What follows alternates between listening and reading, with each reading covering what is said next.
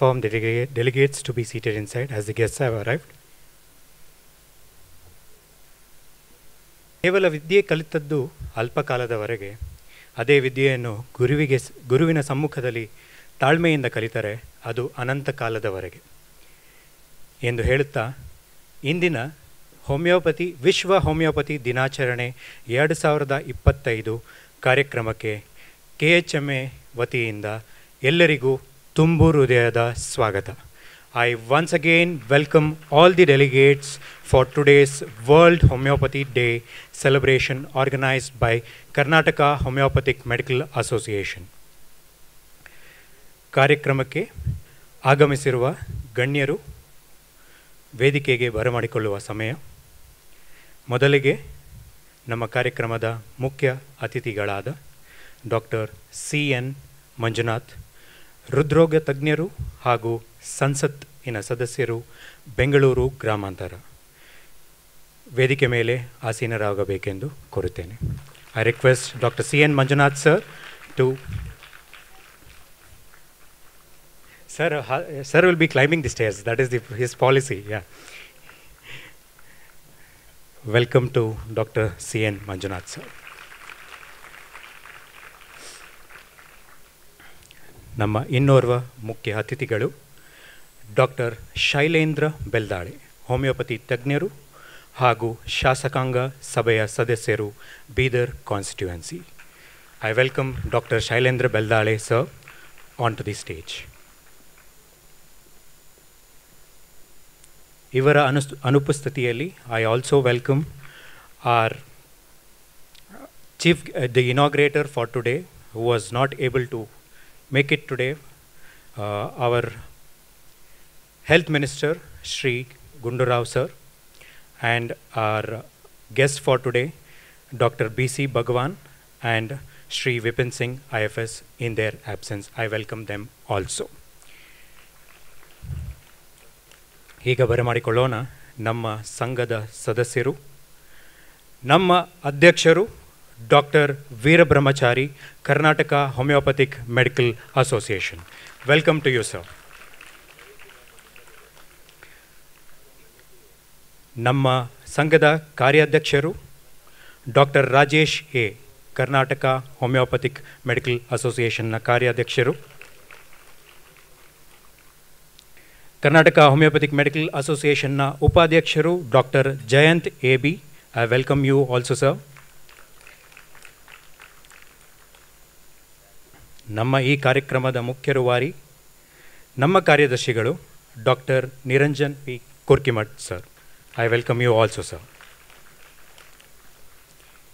ಇಲ್ಲಿ ಆಗಮಿಸಿರುವ ಎಲ್ಲ ಕಾಲೇಜಿನ ಪ್ರಾಂಶುಪಾಲರು, ಪ್ರಾಧ್ಯಾಪಕರು, medical officer, UG students, PG students, and practitioners from Bengaluru, I once again welcome you all to this program, World Homeopathy Day celebration organized by Karnataka Homeopathic Medical Association.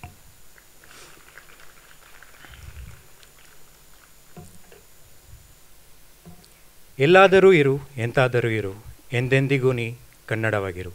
ಕನ್ನಡವೇ ಸತ್ಯ, ಕನ್ನಡವೇ ನಿತ್ಯ. ವೇದಿಕೆ ಮೇಲಿರುವ ಗಣ್ಯರು ಹಾಗೂ ಕಾರ್ಯಕ್ರಮಕ್ಕೆ ಆಗಮಿಸಿರುವ ಎಲ್ಲ ವೈದ್ಯರು, ಶಿಕ್ಷಕರು, ಸ್ನಾತಕೋತ್ತರ ಹಾಗೂ ಪದವಿ ವಿದ್ಯಾರ್ಥಿಗಳು ಹಾಗೂ ಕಲಿಕಾ ವೈದ್ಯರು ನಾಡಗೀತೆಗೆ ಎದ್ದು ನಿಲ್ಲಬೇಕೆಂದು ಕೋರುತ್ತೇನೆ.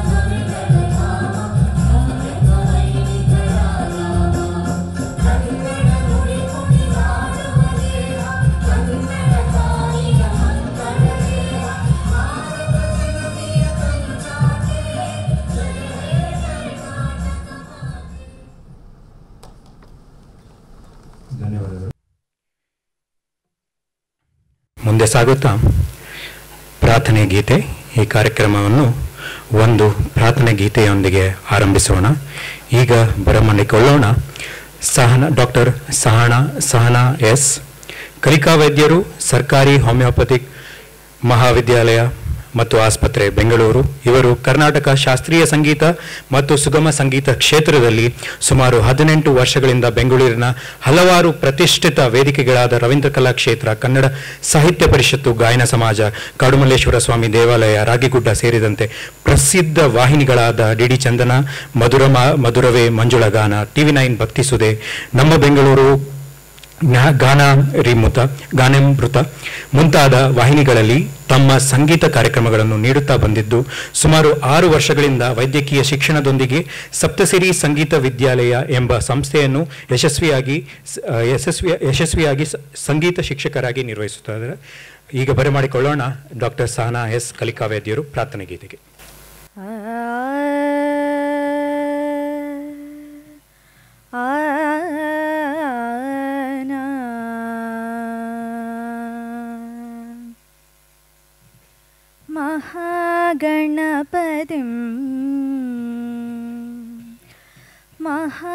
महागणपतिं मनसा स्मरामि, महागणपतिं मनसा स्मरामि, महागणपतिं मनसा स्मरामि, महागणपतिं मनसा स्मरामि, वसिष्ठवामदेवादि वन्दित महागणपतिं मनसा स्मरामि, वसिष्ठवामदेवादि वन्दित महागणपतिं.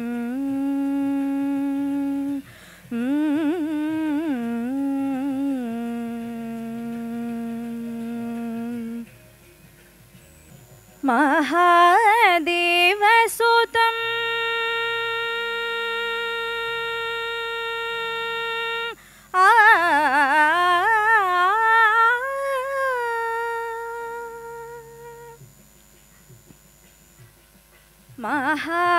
महादेवसुतं गुरुगुहनुतं, महादेवसुतं गुरुगुहनुतं, महादेवसुतं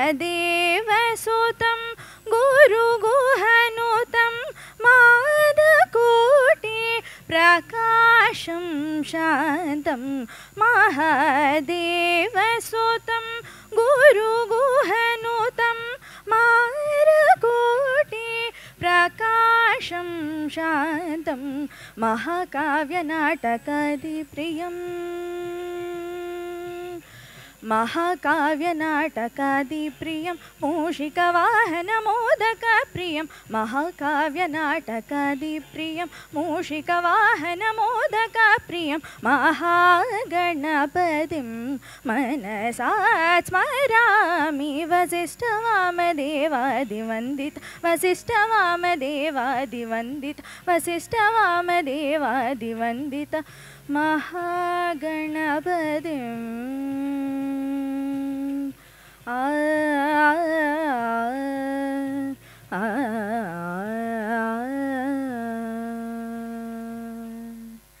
ಧನ್ಯವಾದಗಳು.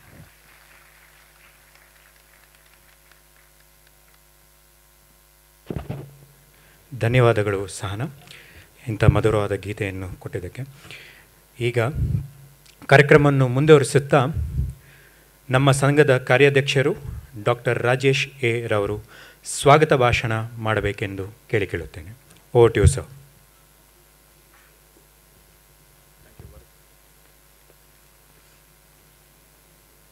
It's a great honor for me to welcome you all on behalf of Karnataka Homeopathic Medical Association for the celebration of World Homeopathic Day on the occasion of 270th birth anniversary of our founder, Dr. Samuel Hahnemann. Now I would like to welcome our chief guest, Dr. C.N. Manjunath, former director of Sri Jayadeva Institute of Cardiovascular Science and Research, Member of Parliament, Bengaluru, Rural. I would like to welcome Dr. Rajendra to present a bouquet.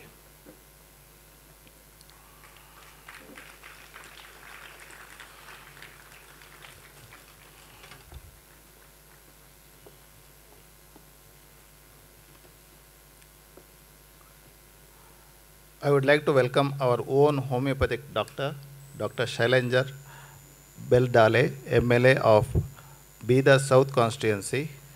I request Dr. Mohan Kumar. Mohan Kumar is the former Registrar of Homeopathic Board.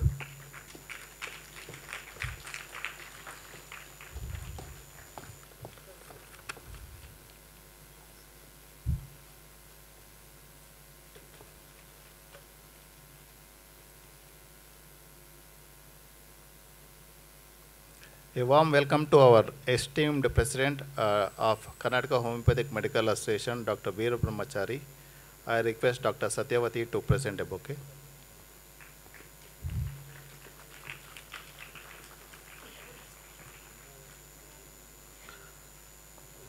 Our respected Vice President of KHMA, Dr. A.B. Jayant. I request Dr. Rashmi Rao to present a bouquet.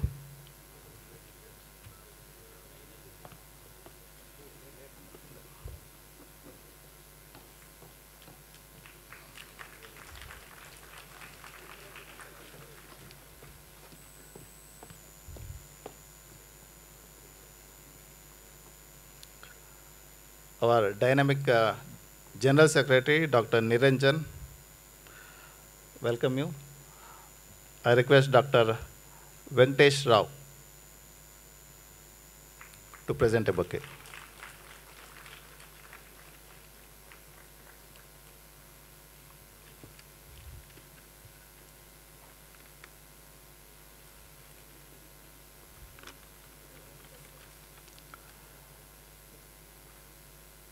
I will now welcome all the speakers, chairpersons, co-chairpersons of today's seminar.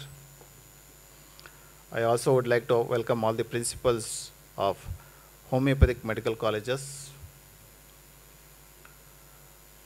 Also, all senior homeopathic doctors, PG and UG students. And not to forget our sponsors of different homeopathic pharmacies whose support has made this event possible. So welcome you all and enjoy the seminar. ಧನ್ಯವಾದಗಳು sir. ಮತ್ತೊಮ್ಮೆ ಎಲ್ಲರಿಗೂ ಕಾರ್ಯಕ್ರಮಕ್ಕೆ ಸ್ವಾಗತಿಸುತ್ತಾ sir ಎಲ್ಲರಿಗೂ ಬರ್ಮಾಡ್ಕೊಂಡ್ರು, ಈಗ ಸರ್ನ ಬರ್ಮಾಡ್ಕೊಳ್ಳೋಣ. I request doctor Madhuchandan sir to give a flower bouquet to our working president doctor Rajesh A and welcome to this.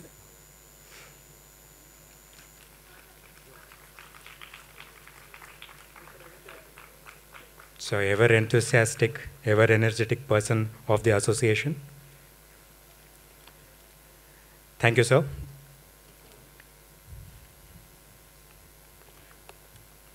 ಅಸತೋಮ ಸದ್ಗಮಯ, ತಮಸೋಮ ಜ್ಯೋತಿರ್ಗಮಯ.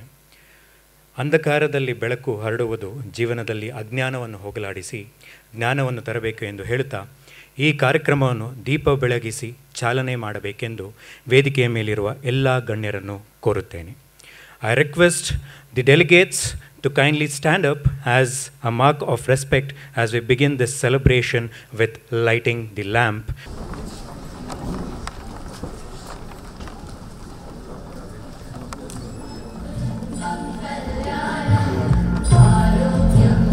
Medical College, Principal of Bhagwan Buddha Homeopathic Medical College, Principal of Anuradha Homeopathic Medical College, and Principal of Rosie Royals Homeopathic Medical College to kindly join for the lighting of the lamp. Join.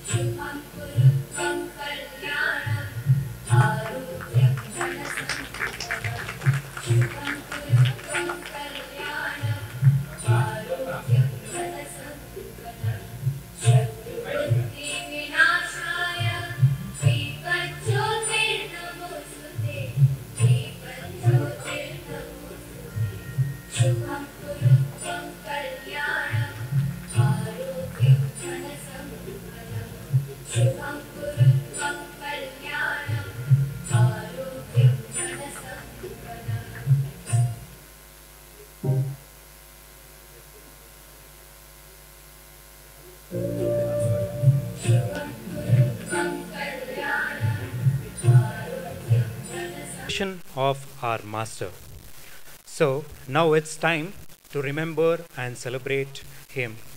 I request our young and energetic, always ever young Vice President Dr. Jayant AB to give us a brief summary on life sketch of Master Dr. Samuel Hahnemann. Over to you, sir.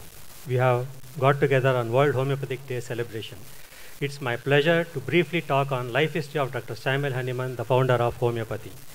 The homeopathic system of medicine was first introduced by German scientist and physician Dr. Christian Friedrich Samuel Hahnemann. Today we are to celebrate his birthday as World Homeopathy Day. Dr. Hahnemann was an original thinker, pioneering experimenter and meticulous scientist with advanced ideas ahead of his time. Dr. Samuel Hahnemann was born on April 10, 1755 in Meissen, Saxony, Germany. He grew up in a modest but intellectual stimulating environment that shaped his law pursuits in medicine and science. Hahnemann was highly intelligent and showed an early love for learning. His father taught him independent thinking and self-discipline, often encouraging him to observe and think for yourself. He attended the Meissen town school where he excelled in languages and sciences. He later joined the prestigious Prince School of St. Afran in Meissen, where he mastered Latin, Greek, Hebrew, French, and English skills that later helped him translate medical texts. His father was skeptical for formal schooling and believed in practical wisdom over routine learning. Young Hahnemann was encouraged to question authority and develop his own understanding of the world, which later influenced his revolutionary approach to medicine. He studied medicine at Leipzig University and later continued his studies at Vienna under Dr. Joseph von Kuran. Dr. Hahnemann earned his doctorate of medicine, MD, in 1779 from the University of Erlangen with a thesis on the causes and treatment of cramps. Samuel Hahnemann's first marriage was to Joanna in 1782, and together they had a large family. Unfortunately, Joanna passed away in 1830. Dr. Hahnemann's second marriage was to Mary Melanie, a younger woman who was instrumental in supporting Dr. Hahnemann during his later years of his career. While practicing medicine, he became disillusioned with harsh medical treatments of the time like bloodletting, purging, and use of toxic substances like mercury. He flicked practice and started working as a translator of medical texts to support himself and gain deep knowledge of various medical theories. While translating William Cullen's Materia Medica, he questions Cullen's explanation of how quinine from cinchona bark cured malaria. Hahnemann introduced a self-experiment ingesting cinchona bark, which caused symptoms similar to malaria. This led to his fundamental principle, like cures, like similia similibus curantur, and origin of new therapeutic system, that is homeopathy. He hypothesized that a substance causing symptoms in a healthy person could cure similar symptoms in a sick person if given in small doses. Began testing other substances on himself and volunteers, laying the foundation for homeopathic provings. In 1796, he published an article in Hufeland's Journal introducing his new medical approach. By 1810, he published the Organon of Rational Art of Healing, which became the foundational text of homeopathy. He introduced the concept of potentization, serial dilutions, and succession to enhance the healing power of substance while minimizing toxicity. He faced strong opposition from conventional doctors and apothecaries who saw his ideas as a threat, because of which he moved frequently to different places due to conflict with authorities. His homeopathic practice gained popularity, attracting patients from across Europe. At the age of 80, he moved to Paris, where homeopathy was gaining recognition. Treated patients, including members of French aristocracy. Revised and expanded his Organon. 6th edition was published posthumously. Dr. Hahnemann died on July 2, 1843 in Paris at the age of 88. Homeopathy spread globally and remains widely practiced alternative medicine even today. His method continues to be debated, but his influence on medicine, holistic healing is undeniable. From his childhood, he was a great student to teachers, teacher of teachers, proved to be a chemist, scientist, philanthropist, and philosopher. Finally, I conclude my speech telling his main quote, "Dare to be wise." Thank you. Thank you, sir, for a brief description of our master on the day of his celebration. Now it's the time for the felicitation. On this day, from Karnataka Homeopathic Medical Association, we would like to express our heartfelt appreciation to eminent personalities for their service in the field of medicine, homeopathy, and education. Firstly, I would like to call upon Dr. Shailendra Beldale, homeopathic physician, and proud to say he has been the elected legislative member, Government of Karnataka, Bidar South constituency. A big round of applause. Dr. Shailendra Beldale, son of Sri Kashinath Beldale, born in Bidar district, completed his BHMS from HKE Homeopathic Medical College, Gulbarga. In recent time, during the year 2023, he contested for the election for Member of Legislative Assembly from the Bidar South constituency. We from the team of Karnataka Homeopathic Medical Association feel honored to honor him on this day, and I request the chief guest, Dr. C.N. Manjunath, and all the association members to kindly come over and felicitate the guest of today. We once again wish Dr. Shailendra Beldale sir to achieve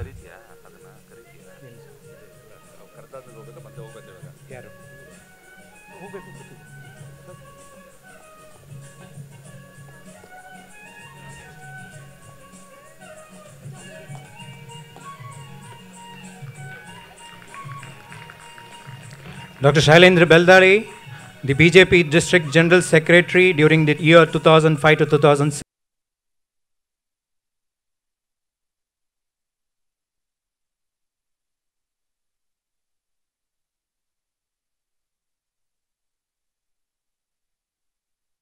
Personality in the field of medicine, former director, Sri Jayadeva Institute of Cardiovascular Science and Research Institute, Professor of Cardiology. Under his leadership, the Institute has recorded 500% overall growth, and bed strength has been increased from 330 to 1,600 beds exclusively for cardiac care in the state of Karnataka.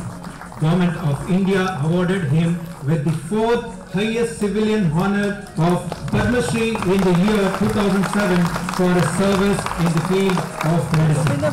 Presently elected Member of Parliament from Bengaluru Rural Constituency, conducted 200 angioplasties in 5 days free of cost. This is the world record till date. He has introduced and practicing treatment first, payment next concept.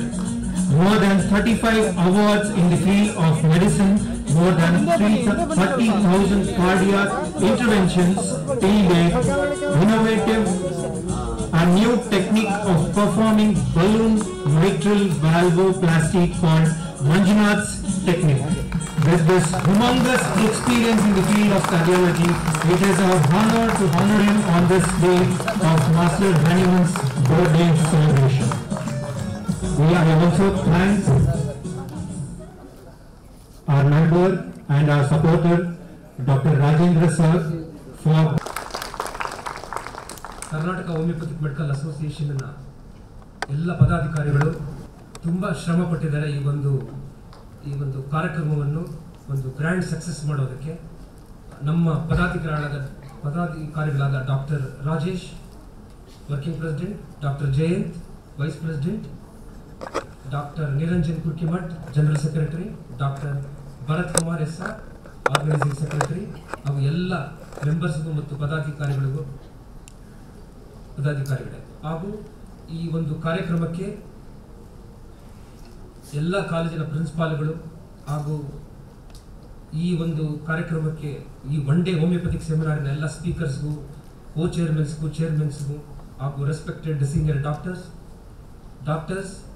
Respected teachers, friends and students, finally media friends.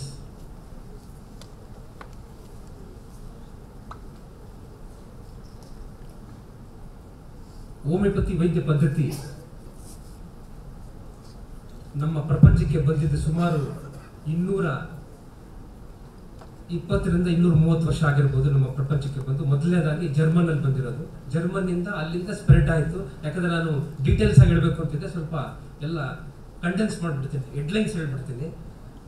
ಈ homeopathy ಜರ್ಮನಲ್ಲಿ ಹುಟ್ಟಿ ಬೆಳೆದಿತ್ತು. ಅದೇ ಥರ ಅಲ್ಲಿ ಹುಟ್ಟು ಬೆಳೆದಾಗ same ಕಾಂಟಿನೆಂಟಲ್ಲಿ European ಕಂಟ್ರೀಸಲ್ಲಿ slow ಆಗಿ spread ಆಯಿತು. ಅದೇ ಥರ ಇಡೀ ವರ್ಲ್ಡ್ಗೆ ಸ್ಪ್ರೆಡ್ ಆಯಿತು. ಈ ನಮ್ಮ ಹೋಮಿಯೋಪತಿ ನಮ್ಮ ದೇಶಕ್ಕೆ ಯಾವಾಗ ಬಂತು ಅಂದರೆ ಸುಮಾರು 200 ವರ್ಷಗಳು. ಈ ಹೋಮಿಯೋಪತಿ ಇಂಟ್ರೊಡ್ಯೂಸ್ ಆದಮೇಲೆ ಒಂದು 15-20 ವರ್ಷಕ್ಕೆ ನಮ್ಮ ದೇಶಕ್ಕೆ ಬಂತು. ಅದಾದ ನಂತರ ಈ 200 ವರ್ಷ ಆಗಿದೆ ನಮ್ಮ ದೇಶಕ್ಕೆ ಬಂದು. ಅದು ನಾರ್ತ್ ಇಂಡಿಯಾದಲ್ಲಿ ತುಂಬ, ಪರ್ಟಿಕ್ಯುಲರ್ಲಿ ವೆಸ್ಟ್ ಬೆಂಗಾಲ್ ಆ ಕಡೆ ತುಂಬ ಫೇಮಸ್ ಆಗಿದೆ. ನಮ್ಮ ಕರ್ನಾಟಕಕ್ಕೆ ಯಾವಾಗ ಬಂತು ಅಂದರೆ ಹೋಮಿಯೋಪತಿ ಸಿಸ್ಟಮ್ ಲೇಟ್ 19th ಸೆಂಚುರಿನಲ್ಲಿ 1880 ಆದಮೇಲೆ ಒಬ್ಬರು ಅಗಸ್ಟಸ್ ಮುಲ್ಲರ್ ಅಂತ ಅವರು ಜರ್ಮನಿಯಿಂದ ಬರ್ತಾರೆ ಮ್ಯಾಂಗ್ಳೂರ್ಗೆ.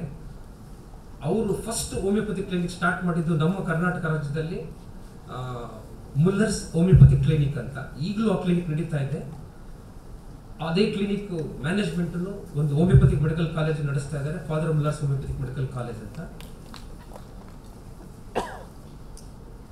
ಈ ಹೋಮಿಯೋಪತಿ ನಮ್ಮ ಬೆಂಗಳೂರಿಗೆ ಹೆಂಗ್ ಬಂತು ಅಂತ ಹೇಳಿದ್ರೆ 1930ನಲ್ಲಿ ಈ ಹೋಮಿಯೋಪತಿ ಸಿಸ್ಟಮ್ ನಮ್ಮ ಬೆಂಗಳೂರಿಗೆ ಬಂತು.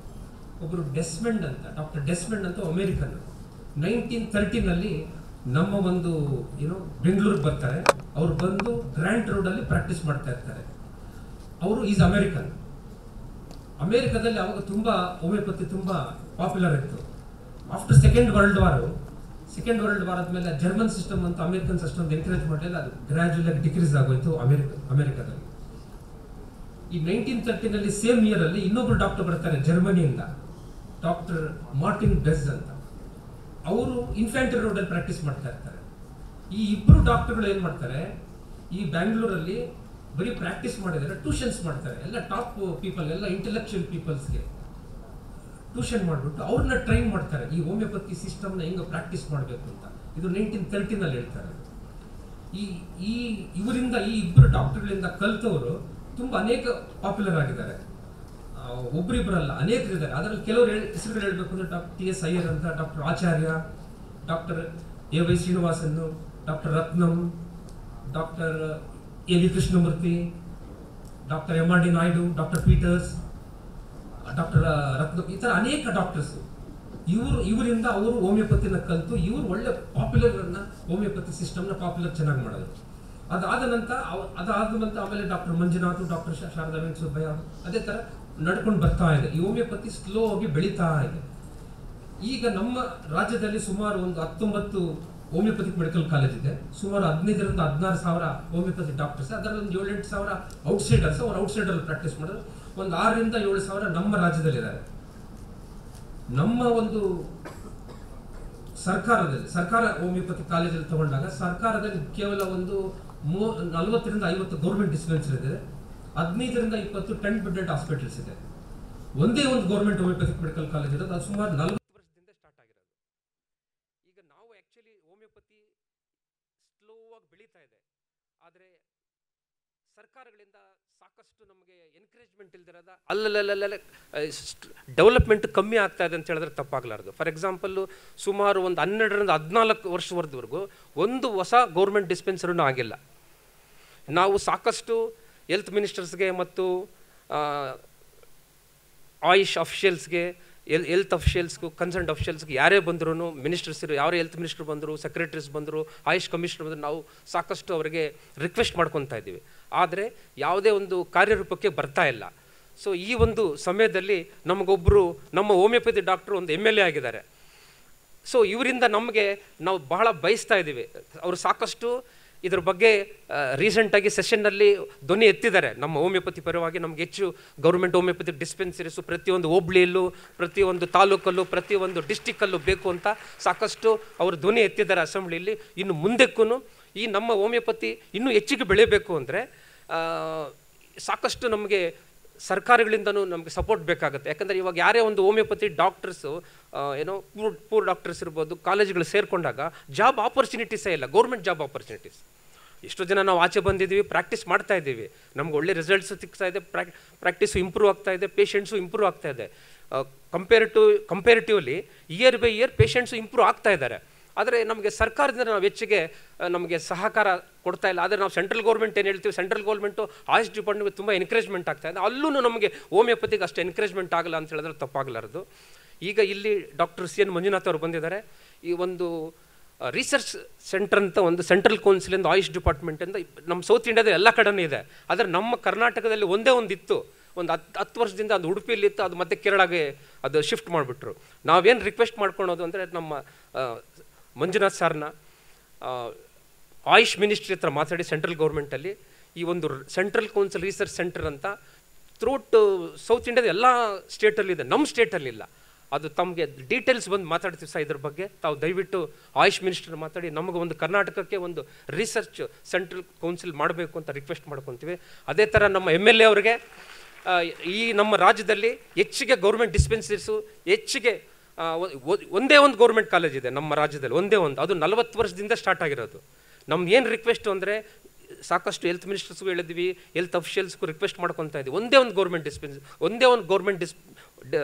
ಗೌರ್ಮೆಂಟ್ ಹೋಮಿಯೋಪತಿ ಕಾಲೇಜ್ ಇದೆ. ನಾವೇನು ಕೇಳಿದ್ರೆ ರೀಜನ್ ವೈಸ್ ಕೇಳ್ಕೊತಾ ಇದ್ದೀವಿ. ಒಂದು ಕಲ್ಯಾಣ ಕರ್ನಾಟಕದಲ್ಲಿ, ನಾರ್ತ್ ಕರ್ನಾಟಕದಲ್ಲಿ, ಸೆಂಟ್ರಲ್ ಕರ್ನಾಟಕದಲ್ಲಿ, ಆಮೇಲೆ ಕೋಸ್ಟಲ್ ಕರ್ನಾಟಕದಲ್ಲಿ. ಈಗ ಸದ್ಯಕ್ಕೆ ಒಂದು ಮೂಮೆಂಟ್ ಆಗಿದೆ ಆ್ಯಕ್ಚುಲಿ ಒಂದು ಕಲ್ಯಾಣ ಕರ್ನಾಟಕದಲ್ಲಿ, ಬಟ್ ಅದಿನ್ನೂ ಕಾರ್ಯರೂಪಕ್ಕೆ ಬಂದಿಲ್ಲ. ಅಲ್ಲಿ ಕೆಲವು MLAs ಅದನ್ನು ಮೂಮೆಂಟ್ ಮಾಡಿದ್ದಾರೆ. ಇಲ್ಲಿ ಒಂದು government homeopathic medical college start ಮಾಡಬೇಕು ಅಂತ. ಇದ್ರ ಸಲುವಾಗಿ ನಮ್ಮ MLA ಸಾಹೇಬರಿಗೆ ನಾವು ಈ ಒಂದು ಸಂದರ್ಭದಲ್ಲಿ ರಿಕ್ವೆಸ್ಟ್ ಮಾಡ್ಕೊತೀನಿ, ಇದ್ರ ಬಗ್ಗೆ ಹೆಚ್ಚಿಗೆ ಇಂಟ್ರೆಸ್ಟ್ ತೋರಿಸಿ ಇನ್ನೊಂದು ಗೌರ್ಮೆಂಟ್ ಹೋಮಿಯೋಪತಿಕ್ ಕಾಲೇಜು ನಾರ್ತ್ ಕರ್ನಾಟಕದಲ್ಲಿ ಪರ್ಟಿಕ್ಯುಲರ್ ಆಗಿ ಕಲ್ಯಾಣ ಕರ್ನಾಟಕದಲ್ಲಿ ಮಾಡಿ, ಮತ್ತು ಬೇರೆ ನಾರ್ತ್ ಕರ್ನಾಟಕ ಮತ್ತು ಸೆಂಟ್ರಲ್ ಕರ್ನಾಟಕ ಮತ್ತು ಕೋಸ್ಟಲ್ ಕರ್ನಾಟಕದಲ್ಲಿ ಮಾಡಲಿ ಅಂತ ನಾವು ರಿಕ್ವೆಸ್ಟ್ ಮಾಡ್ಕೋಬೇಕು ಅಂತ ನಾವು ನಮ್ಮ ಒಂದು ಅಸೋಸಿಯೇಷನ್ ಪರವಾಗಿ ಅವ್ರನ್ನ ರಿಕ್ವೆಸ್ಟ್ ಮಾಡ್ಕೊತಾ ಇದ್ದೇನೆ. ಯಾಕಂದರೆ ಈಗ ಗುಂಡೂರು ಅವರು ಹೆಲ್ತ್ ಮಿನಿಸ್ಟ್ರು ಬರಬೇಕಾಯಿತು, ಕಾರಣಗಳಿಂದ ಅವರು ಔಟ್ ಆಫ್ ಕಂಟ್ರಿ ಹೋಗ್ಬಿಟ್ಟಿದ್ದಾರೆ. ಇಲ್ಲಾಂದರೆ ನಾವು ಸಾಕಷ್ಟು ಅವ್ರಿಗೆ ಹೇಳಿದ್ದೀವಿ. ಸೊ ನಿಮ್ಮೆಲ್ಲರ ಮುಂದೆನೂ ಹೇಳಬೇಕು ಅಂತ ಒಂದು ಆಸೆ ಇತ್ತು, ಆದರೆ ಕಾರಣಾಂತರಗಳಿಂದ ಅವರು ಔಟ್ ಆಫ್ ಕಂಟ್ರಿ ಇರೋದ್ರೆ ಅವ್ರು ಬರೋಕ್ಕಾಗಿಲ್ಲ. ಏನಂದರೆ ನಮ್ಮ ಹೋಮಿಯೋಪತಿ ಮೆಡಿಕಲ್ ಅಸೋಸಿಯೇಷನ್ನಿಂದ ನಾವು ಸಾಕಷ್ಟು CME ಪ್ರೋಗ್ರಾಮ್ಸು, ವರ್ಕ್ಶಾಪ್ಸು, ಸೆಮಿನಾರ್ಸು ಮಾಡ್ತಾಯಿದ್ದೀವಿ. ಅದೇ ಥರ ನಮ್ಮ ಹೋಮಿಯೋಪತಿಗೆ ಸರ್ಕಾರದಿಂದ ಏನು ಬೇಕು, ಏನೇನು ನಮಗೆ ಡಿಮ್ಯಾಂಡ್ಸ್ ಇದೆ ಅಂತ ಇದ್ರ ಬಗ್ಗೆನೂ ನಮ್ಮ ಒಂದು ಅಸೋಸಿಯೇಷನಿಂದ ಸಾಕಷ್ಟು ರಿಕ್ವೆಸ್ಟು ಮಾಡ್ಕೊತಾ ಇದ್ದೀವಿ ಕನ್ಸರ್ನ್ ಅಫಿಷಿಯಲ್ಸು, ಕನ್ಸರ್ನ್ ಮಿನಿಸ್ಟರ್ಸ್ ಹತ್ರನೂ. ಕಾರ್ಯರೂಪಕ್ಕೆ ಸರಿಯಾಗಿ ಬರ್ತಾ ಇಲ್ಲ. ಈ ಒಂದು ಅಸೋಸಿಯೇಷನನ್ನು ನಾವು ಏನು ಮಾಡ್ತಾ ಇದ್ದೀವಿ ಅಂದರೆ, ಮತ್ತೆ ನಾವು 2 ಹೋಮಿಯೋಪತಿ ಕ್ಲಿನಿಕ್ಸ್ ನಡೆಸ್ತಾ ಇದ್ದೀವಿ ನಮ್ಮ ಒಂದು ರಾಜ್ಯದಲ್ಲಿ. ಒಂದು ರಾಷ್ಟ್ರೋತ್ತರದಲ್ಲಿ ಚಾಮರಾಜಪೇಟೆಯಲ್ಲಿ ನಮ್ಮದು ರೆಗ್ಯುಲರ್ ಹೋಮಿಯೋಪತಿ ಕ್ಲಿನಿಕ್ ನಡೆಸ್ತಾ ಇದ್ದೀವಿ. ಇನ್ನೊಂದು ಕ್ಯಾನ್ಸರ್ ಹೋಮಿಯೋಪತಿಕ್ ಹಾಸ್ಪಿಟ್ಲ್ ಅಂತ ಶಂಕರ್ ಕ್ಯಾನ್ಸರ್ ಹಾಸ್ಪಿಟಲ್ ಸ್ಟಾರ್ಟ್ ಮಾಡಿದ್ದೀವಿ. ಅಲ್ಲಿ ಡಾಕ್ಟರ್ ಶ್ರೀನಾಥನ್ ಅವರು ನಮಗೊಂದು ಜಾಗ ಕೊಟ್ಟಿದ್ದಾರೆ. ನೀವು ಹೋಮಿಯೋಪತಿ ಕ್ಲಿನಿಕ್ ಸ್ಟಾರ್ಟ್ ಮಾಡಿ, ಇಲ್ಲಿ ಬರೀ ಕ್ಯಾನ್ಸರ್ ಪೇಷಂಟ್ಸ್ ಮಾತ್ರ ಇಲ್ಲಿ ನೀವು ನಮ್ಮ ಒಂದು ಕ್ಯಾಂಪಸಲ್ಲೇ ನೀವು ಮಾಡಿ ಅಂತ ನಮಗೊಂದು ಜಾಗ ಕೊಟ್ಟಿದ್ದಾರೆ. ಅಲ್ಲಿ ನಾವು ಕ್ಲಿನಿಕ್ ಸ್ಟಾರ್ಟ್ ಮಾಡಿದ್ವಿ. ಅಲ್ಲಿ ಡಾಕ್ಟರ್ ಮಸೂದನ್ ಅಂತ, ಇಲ್ಲಿ ರಾಷ್ಟ್ರೋತ್ತರದಲ್ಲಿ ಡಾಕ್ಟರ್ ಚಂದ್ರಶೇಖರ್ ಅಂತ ಪ್ರಾಕ್ಟೀಸ್ ಮಾಡ್ತಾ ಇದ್ದಾರೆ. ಈ ಥರ ನಾವು ಕಾರ್ಯಕ್ರಮಗಳು ಮಾಡ್ತಾ ಇದ್ದೀವಿ. ನಾವು ಇನ್ನೂ ನಮ್ಮ ಅಸೋಸಿಯೇಷನಿಂದ ಹೆಚ್ಚಿಗೆ ಕೆಲಸ ಮಾಡಬೇಕು ಅಂದರೆ ನಿಮ್ಮೆಲ್ಲ ಸಹಕಾರ ಬೇಕಾಗತ್ತೆ. ನೀವೆಲ್ಲ ಹೆಚ್ಚಿಗೆ ಸಹಕಾರ ಕೊಟ್ಟರೆ ನಾವು ಹೆಚ್ಚು ಆ್ಯಕ್ಟಿವಿಟೀಸ್ ಮಾಡ್ತೀವಿ ನಮ್ಮ ಹೋಮಿಯೋಪತಿ ಡೆವಲಪ್ಮೆಂಟ್ಗೋಸ್ಕರ. ಇಷ್ಟು ಹೇಳಿ ನನ್ನ ಭಾಷಣವನ್ನು ಮುಗಿಸುತ್ತೇನೆ. ಜೈ ಹಿಂದ್, ಜೈ ಕರ್ನಾಟಕ, ಜೈ homeopathy. Long years to the government officials. We do it every time. We're still doing it. We still keep doing it also. Yes. Now, as I would like to request our guest of today, Dr. Shailendra Beldale, homeopathic physician, member of Legislative Assembly, Bidar South Constituency. Sir, over to you to address today's gathering. ಒಬ್ಬರೇ ಜೋರಾಗಂದರು. बोलो भारत माता की. Yes, good. Karnataka medical homeopathic medical association world homeopathy day ಸೆಲೆಬ್ರೇಷನ್ನ ಈ ಒಂದು inauguration ಸೆಷನ್ನಲ್ಲಿ ಈಗ ತಾನೇ ಕಾರ್ಯಕ್ರಮ ಉದ್ಘಾಟನೆ ಮಾಡಿದಂಥ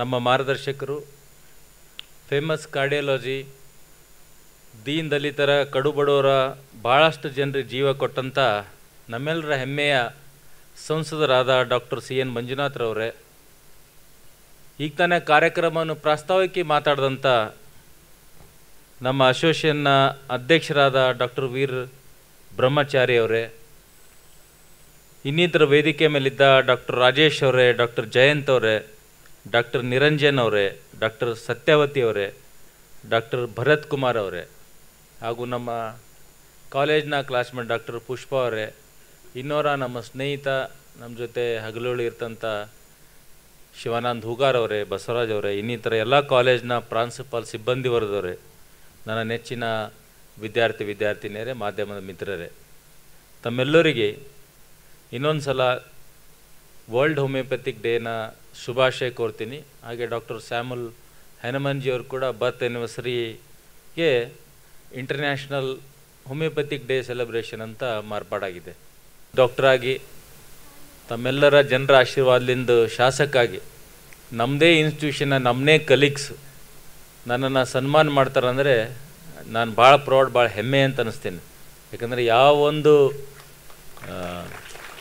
ಕೋರ್ಸ್ಲಿಂದ, ಯಾವೊಂದು ಕಾಲೇಜ್ಲಿಂದ, ಯಾವುದೊಂದು ಡಿಗ್ರಿಲಿಂದ ನಾವು ಪಾಸ್ಔಟ್ ಆಗಿ ಆ ಒಂದು ನಮ್ಮ ಕಲೀಗ್ಸ್, ನಮ್ಮ ಹಿರಿಯರು ನಮಗೆ ಸನ್ಮಾನ ಮಾಡ್ತಾರೆ, ಅದು ಭಾಳ ಅಸ್ಮರಣೀಯ ಅಂತ, ನೆನಪೋಗಲಾರ್ದ ದಿನಗಳದರಲ್ಲಿ ಇದು ಒಂದು ಅಂತ ನಾನು ಅತಿ ಹೆಮ್ಮೆಲಿಂದ ಹೇಳೋಕ್ಕೆ ಇಷ್ಟಪಡ್ತೀನಿ. ಯಾಕಂದರೆ ಹೋಮಿಯೋಪತಿ ಡೈಲಿ ವರ್ಷದಲ್ಲಿ ಸುಮಾರು 1500 ನಾವು ವಿದ್ಯಾರ್ಥಿನಿಯರು ಪಾಸ್ಔಟ್ ಆಗ್ತೀವಿ. ಕಾಲೇಜ್ ಒಂದೇ ಇದೆ, ಅದು ಬೆಂಗಳೂರಲ್ಲಿ. ಮೊನ್ನೆ ಬಜೆಟ್ ಮೇಲೆ ಅಧಿವೇಶನದಲ್ಲಿ ನನಗೆ ಮಾತಾಡಿ ಕೊಟ್ಟಿದ್ರು. ಯಾವುದು ಕೂಡ ನಾನು ಸವಿಸ್ತರವಾಗಿ ನಮ್ಮ ಹೋಮಿಯೋಪತಿಕ್ ಬಗ್ಗೆ ಎವ್ರಿ PSCಗೆ ಒಂದು ಡಾಕ್ಟರ್ ಹೋಮಿಯೋಪತಿಕ್ ಮಾಡಬೇಕು, ಇನ್ನೊಂದು ಹೋಮಿಯೋಪತಿಕ್ ಕಾಲೇಜ್ ಯಾದಗಿರಿ ಅವ್ರ ಗುಲ್ಬರ್ಗ ಕಲ್ಯಾಣ ಕರ್ನಾಟಕದಲ್ಲಿ ಆಗಬೇಕು ಅಂತ ನನ್ನ ಭಾವನೆಗಳು ಆ ಒಂದು ವಿಧಾನಸಭೆಯಲ್ಲಿ ವ್ಯಕ್ತಪಡಿಸಿದೆ. ಬಟ್ ಇಚ್ಛಾಶಕ್ತಿ ಬೇಕು. ಯಾರ ಸೀಟ್ ಮೇಲೆ ಕೂತಿರ್ತಾರಲ್ಲ ಅವ್ರಿಗೆ ಇಚ್ಛಾಶಕ್ತಿನೂ ಬೇಕು. ಹೌದಪ್ಪ, ಇಷ್ಟು ಜನ ಪಾಸ್ಔಟ್ ಆಗ್ತಾ ಇದ್ದಾರೆ, ನಾವು ಆಯುರ್ವೇದಿಕ್ ಮಾಡ್ತಾಯಿದ್ದೀವಿ, ಅಲೋಪತಿಕ್ ಮಾಡ್ತಾಯಿದ್ದೀವಿ, ಹೋಮಿಯೋಪತಿಕ್ ಕೂಡ ನಾವು ಮಾಡಬೇಕು. ಇಷ್ಟೊಂದು ಪ್ರೈವೇಟ್ ಕಾಲೇಜ್ ಇದೆ, 40-50 ಇದ್ದಿರಬೇಕಲ್ಲ sir private colleges, 17-18 private college ಇದೆ. ಇಷ್ಟೊಂದು ಜನ ಪಾಸ್ಔಟ್ ಆಗ್ತಾರೆ, ಅವ್ರ ಭವಿಷ್ಯ ಉಜ್ವಲ ಆಗಬೇಕು. ಒಂದು ಗೌರ್ಮೆಂಟ್ ಸೆಕ್ಯೂರಿಟಿ ಬೇಕು. ನಾವು ಎಷ್ಟೇ ಪ್ರಾಕ್ಟೀಸ್ ಮಾಡಿದವ್ರು ಎಲ್ಲರೂ ಫೇಮಸ್ ಆಗಲಿಕ್ಕಾಗಲ್ಲ. ಎಲ್ಲರದು ಚೆನ್ನಾಗಿ ನಡೀತದೆ, ಎಲ್ಲರದ್ದು ಕೈಗುಣವೂ ಬೇಕು ಮತ್ತು ಹಣೆ ಬರನೂ ಬೇಕು. ಇವೆರಡೂ ಬೇಕು. ಇವೆರಡೂ ಜೀವನದಲ್ಲಿ ಭಾಳ ಮುಖ್ಯವಾದ ವಿಷಯ. ಪ್ರಾಕ್ಟೀಸು ನಡಿಬೇಕಾದಂದ್ರೆ ನಮ್ಮದು ಒಂದು ಲೈಫ್ ಸೆಕ್ಯೂರಿಟಿನೂ ಬೇಕು. ಒಂದು ಗೌರ್ಮೆಂಟ್ ಜಾಬ್ ಇತ್ತು, ಈ ಕಡೆ ಸ್ವಲ್ಪ ಪ್ರಾಕ್ಟೀಸ್ನು 50-50 ನಡೆದ್ರೂ ಒಂದು ಮಂತ್ಲಿ ಒಂದು ಮನೇನೂ ನಡಿಬೇಕಲ್ಲ, ಕುಟುಂಬ ನಡಿಬೇಕಲ್ಲ, ಅದನ್ನು ಮೋಸ್ಟ್ ಇಂಪಾರ್ಟೆಂಟ್. ಅದಕ್ಕೆ ಗೌರ್ಮೆಂಟ್ದೊಂದು ಜಾಬ್ ಗ್ಯಾರಂಟಿ ಇದ್ದರೆ ನಮ್ಮ ಮುಂದಿನ ಭವಿಷ್ಯ ನಮ್ಮ ವಿದ್ಯಾರ್ಥಿನಿಯರು ಆಗ್ತದಂತೆ. ನಾನು ಕೂಡ 1997 ಪಾಸ್ಔಟ್ ಆದೆ ಸರ್. ಪಾಸ್ಔಟ್ ಆದಮೇಲೆ ಒಂದು 2 ನಿಮಿಷದಲ್ಲಿ ನಾನು ಕತೆ ಹೇಳಿ ಮುಗಿಸ್ತೀನಿ. 1997 ಪಾಸ್ಔಟ್ ಇದೆ. ನಮ್ಮ ಮಿಸ್ಸಸ್ಸು ಅಲ್ಲೇ ಓದ್ತಿರೋ ಅದೇ ಕಾಲೇಜಲ್ಲಿ ಜೂನಿಯರು. ಮತ್ತು ಆಮೇಲೆ 98ದ ಮದುವೆ ಆಯಿತು. ಮದುವೆ ಆದಮೇಲೆ 1 ವರ್ಷ 2 ವರ್ಷ ಪ್ರಾಕ್ಟೀಸ್ ಮಾಡಿದೆ ಸರ್ ಬೀದರ್ದಲ್ಲಿ. 2 ವರ್ಷ ಪ್ರಾಕ್ಟೀಸ್ ಮಾಡಿದೆ. ಕೂಡಲಿಕ್ಕೆ ಆಗ್ತಿಲ್ಲ ನನಗೆ. ಒಟ್ಟು ಸ್ವಲ್ಪ ಕುಂತು ಎಳೆದು ಹೊರಗಡೆ ಹೋಗೋದೇ ಇತ್ತು. ಅಂದೆ ಇದು ಯಾಕೋ ನಮ್ಮ ಜಮ್ಸಲ್ಲ ಅಂದೆ. ಅದಕ್ಕೆ ನಾನು ಅವ್ರಿಗೆ ಸ್ವಲ್ಪ ಪ್ರಾಕ್ಟೀಸ್ ಮಾಡೋಕೆ ಬಿಟ್ಟು ನಾನು ಬೇರೆ ಬೇರೆ ಫೀಲ್ಡಲ್ಲಿ ಹೋದೆ. ನಮ್ಮ ತಾಯಿ ರಾಜಕೀಯದಾಗಿ ಬಂದಿದ್ದರು, ಅವ್ರ ಜೊತೆ ಹಿಂದೆ ಹೋಗಿ ಫಸ್ಟ್ 2010 ಜಿಲ್ಲಾ ಪಂಚಾಯತ್ ಮೆಂಬರ್ ಆದೆ ಫಸ್ಟ್ ಎಲೆಕ್ಷನ್ದಲ್ಲೇ. ಆಮೇಲೆ ಹೆಲ್ತ್ ಎಜುಕೇಷನ್ ಚೇರ್ಮನ್ ಆದೆ. ಮತ್ತು as a homeopathy BRIMS medical college GC member ಮಾಡಿದ್ರು ನಾನು, governing council member. First time in the history ಹೋಮಿಯೋಪತಿಗ್ದವ್ರಿಗೆ MBBS ಕಾಲೇಜಲ್ಲಿ ಬ್ರಿಮ್ಸಲ್ಲಿ ಮಾಡಿದ್ದು ನಂದೇ ಅಂತ ನಾನು ಅಹಂಕಾರಲಿಂದ ಹೇಳ್ತಾ ಇಲ್ಲ. ಆಗ ಸನ್ಮಾನ್ಯ BS ಯಡಿಯೂರಪ್ಪರು ಮಾಡಿದರು. ಅದಾದಮೇಲೆ ಕೂಡ ಸಾಕಷ್ಟು ಇದಾಯಿತು. ಮತ್ತು 3 ವರ್ಷ ಅದು ಮಾಡಿ ಅಲ್ಲಿ ಕೂಡ ಸೇವೆ ಮಾಡಿದೆ. ಆಮೇಲೆ ಒಂದು ಎಲೆಕ್ಷನ್ ನಿಂತೆ, ಸೋತೆ 18. ಸೋತ ಮೇಲೆ ಕೂಡ Karnataka industrial infrastructure board chairman ಮಾಡಿದ್ರು BSYರು. 23 ಕಾಂಟೆಸ್ಟ್ ಮಾಡಿದೆ. ಈಗ ನಿಮ್ಮ ಎದುರು MLA ಆಗಿ ನಿಂತೀನಿ, ಜನರು ಕೆಲಸ ಮಾಡ್ತಾಯಿದ್ದೀನಿ.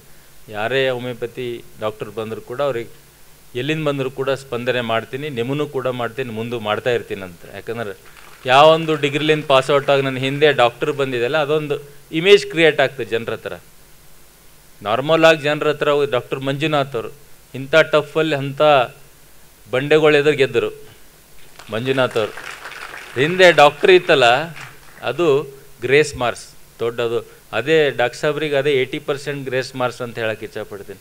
ಅವ್ರು ಮಾಡಿದಂಥ ಸೇವೆ ಜನರಿಗೆ ಅಷ್ಟು ಆರಾಮ ಮಾಡಿದ್ದಕ್ಕೆ, ಅಷ್ಟು ಪೇಷಂಟ್ಸಿಗೆ ಒಳ್ಳೇದು ಮಾಡಿದ್ದಕ್ಕೆ ಅವ್ರಿಗೆ ಭಗವಂತ ಲೋಕಸಭಾ ಸದಸ್ಯನಾಗಿ ದಿಲ್ಲಿದಲ್ಲಿ ಕೆಲಸ ಮಾಡಲಿಕ್ಕೆ ಅನುವು ಮಾಡಿಕೊಟ್ಟಿದ್ದಾರೆ. ಯಾಕಂದ್ರೆ ಹಿಂದೆ ಡಾಕ್ಟ್ರನ್ನು ನಾವೆಲ್ಲ ನಮ್ಮ ಡಿಗ್ರಿ ಕೊಟ್ಟಿದ್ದೆ ನಾನು ಹೋಮಿಯೋಪತಿ. ಅದರಲ್ಲಿ ಇಮೇಜ್ ಜನರ ಹತ್ರ ಡಾಕ್ಟರ್ ನಿಂತಾರಪ್ಪ, ಇದೊಂದು ನಮ್ಮ ಗ್ರೇಸ್ ಮಾರ್ಕ್ಸ್ ಇದ್ದಂಗೆ. ಇದೊಂದು ಗ್ರೇಸ್ ಮಾರ್ಕ್ಸ್. ತಾವು ಕೂಡ ಯಾರು ಓದ್ರಿ, ಮುಂದೆ ನೀವು ಯಾರು ಸಾಧ್ಯ ಆದ್ರೆ ರಾಜಕೀಯಕ್ಕೆ ಬರ್ರಿ, ನಾನು ಬೇಡ ಅಂಬಲ್ಲ. ಬಟ್ ಅಲ್ಟಿಮೇಟ್ಲಿ ಹಣೆ ಬಾರ ಯಾರಿಗೆ ಎಲ್ಲಿ ಹೋಗ್ತು ಹೇಳಕ್ಕೆ ಬರಲ್ಲ. ಇದು 12ನೇ ಶತಮಾನದಾಗ ಬಸವಣ್ಣವ್ರದ್ದೊಂದು ವಚನ ಇದೆ, ಬಾರದು ಬಪ್ಪುದು ತಪ್ಪುದು ಅಂತ. ಅದಕ್ಕೆ ಯಾರು ಹೇಳ್ತಾರೆ ಏನಾಗ್ತದೆ ಆಗ್ತದೆ, ಏನಾಗಬಾರ್ದು ಅದು ಯಾರಾದ್ರೂ ಸಾಧ್ಯ ಇಲ್ಲ ತಡಿಲಿಕ್ಕೆ. ಅದು ನಾನೇ ಜಿಂದಾ ಎಕ್ಸಾಂಪಲ್ ಅಂತ ಹೇಳಕ್ಕೆ ಇಷ್ಟಪಡ್ತೀನಿ.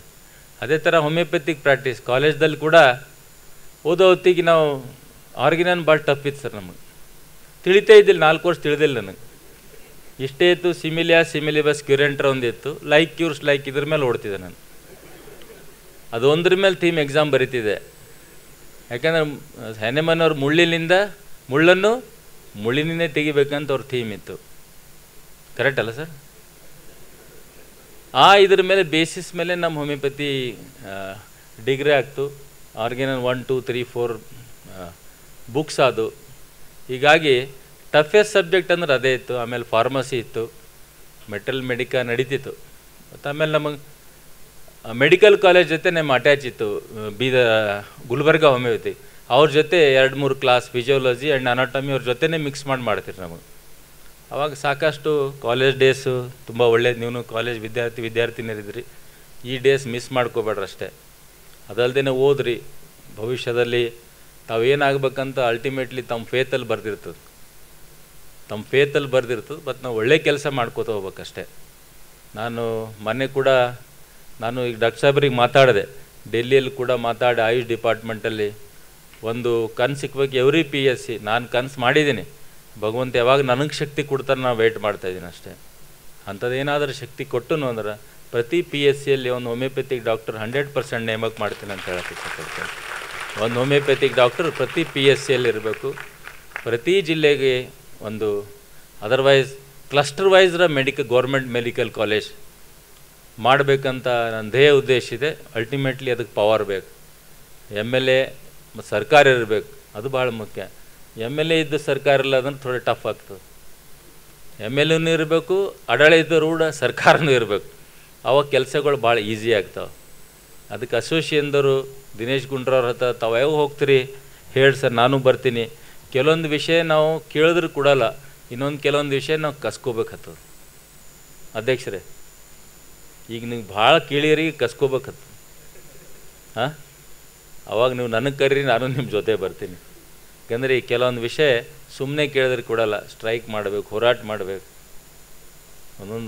ಸುಮ್ಮನೆ ಒಂದೊಂದು ಸ್ಯಾಂಕ್ಷನ್ ಆಗಲ್ಲ. ಒಂದು ರಸ್ತೆ ಆಗಬೇಕಿತ್ತಂದ್ರೆ ನಾರ್ಮಲಿ 10 ಲೆಟರ್ ಕೊಟ್ಟರು ಒಂದು ರಸ್ತೆ ಆಗಲ್ಲ.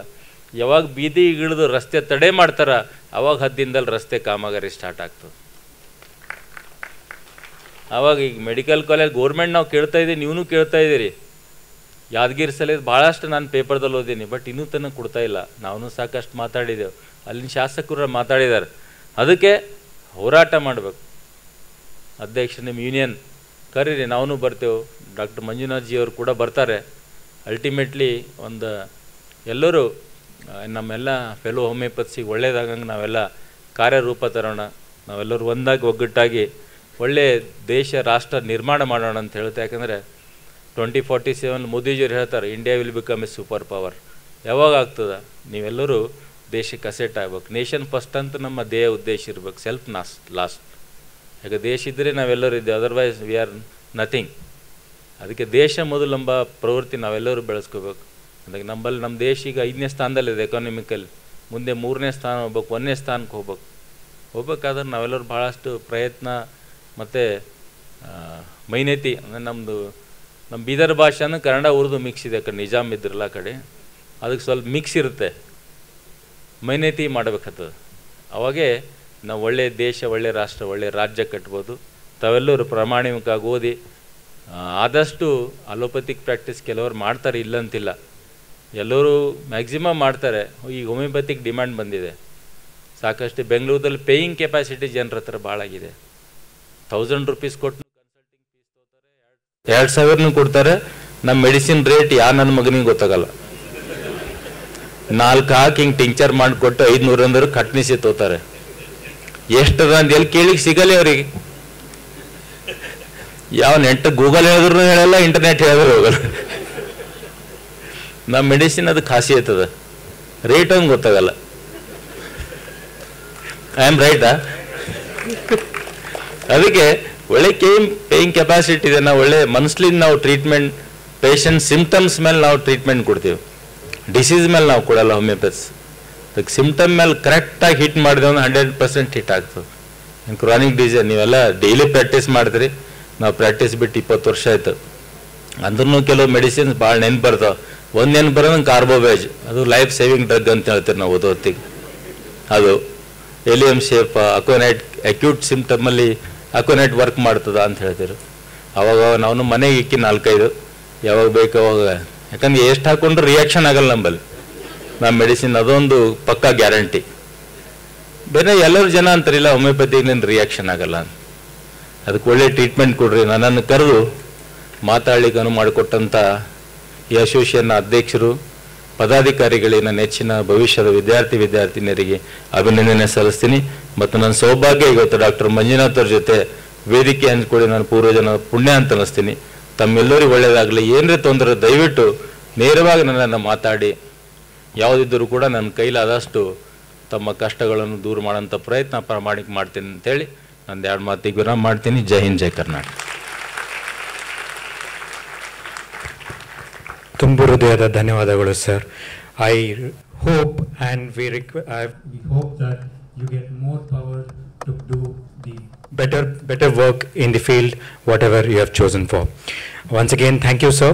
Now, I request Dr. C.N. Manjunath, cardiologist, member of the Parliament, Bengaluru Rural. I request sir to address the gathering of today.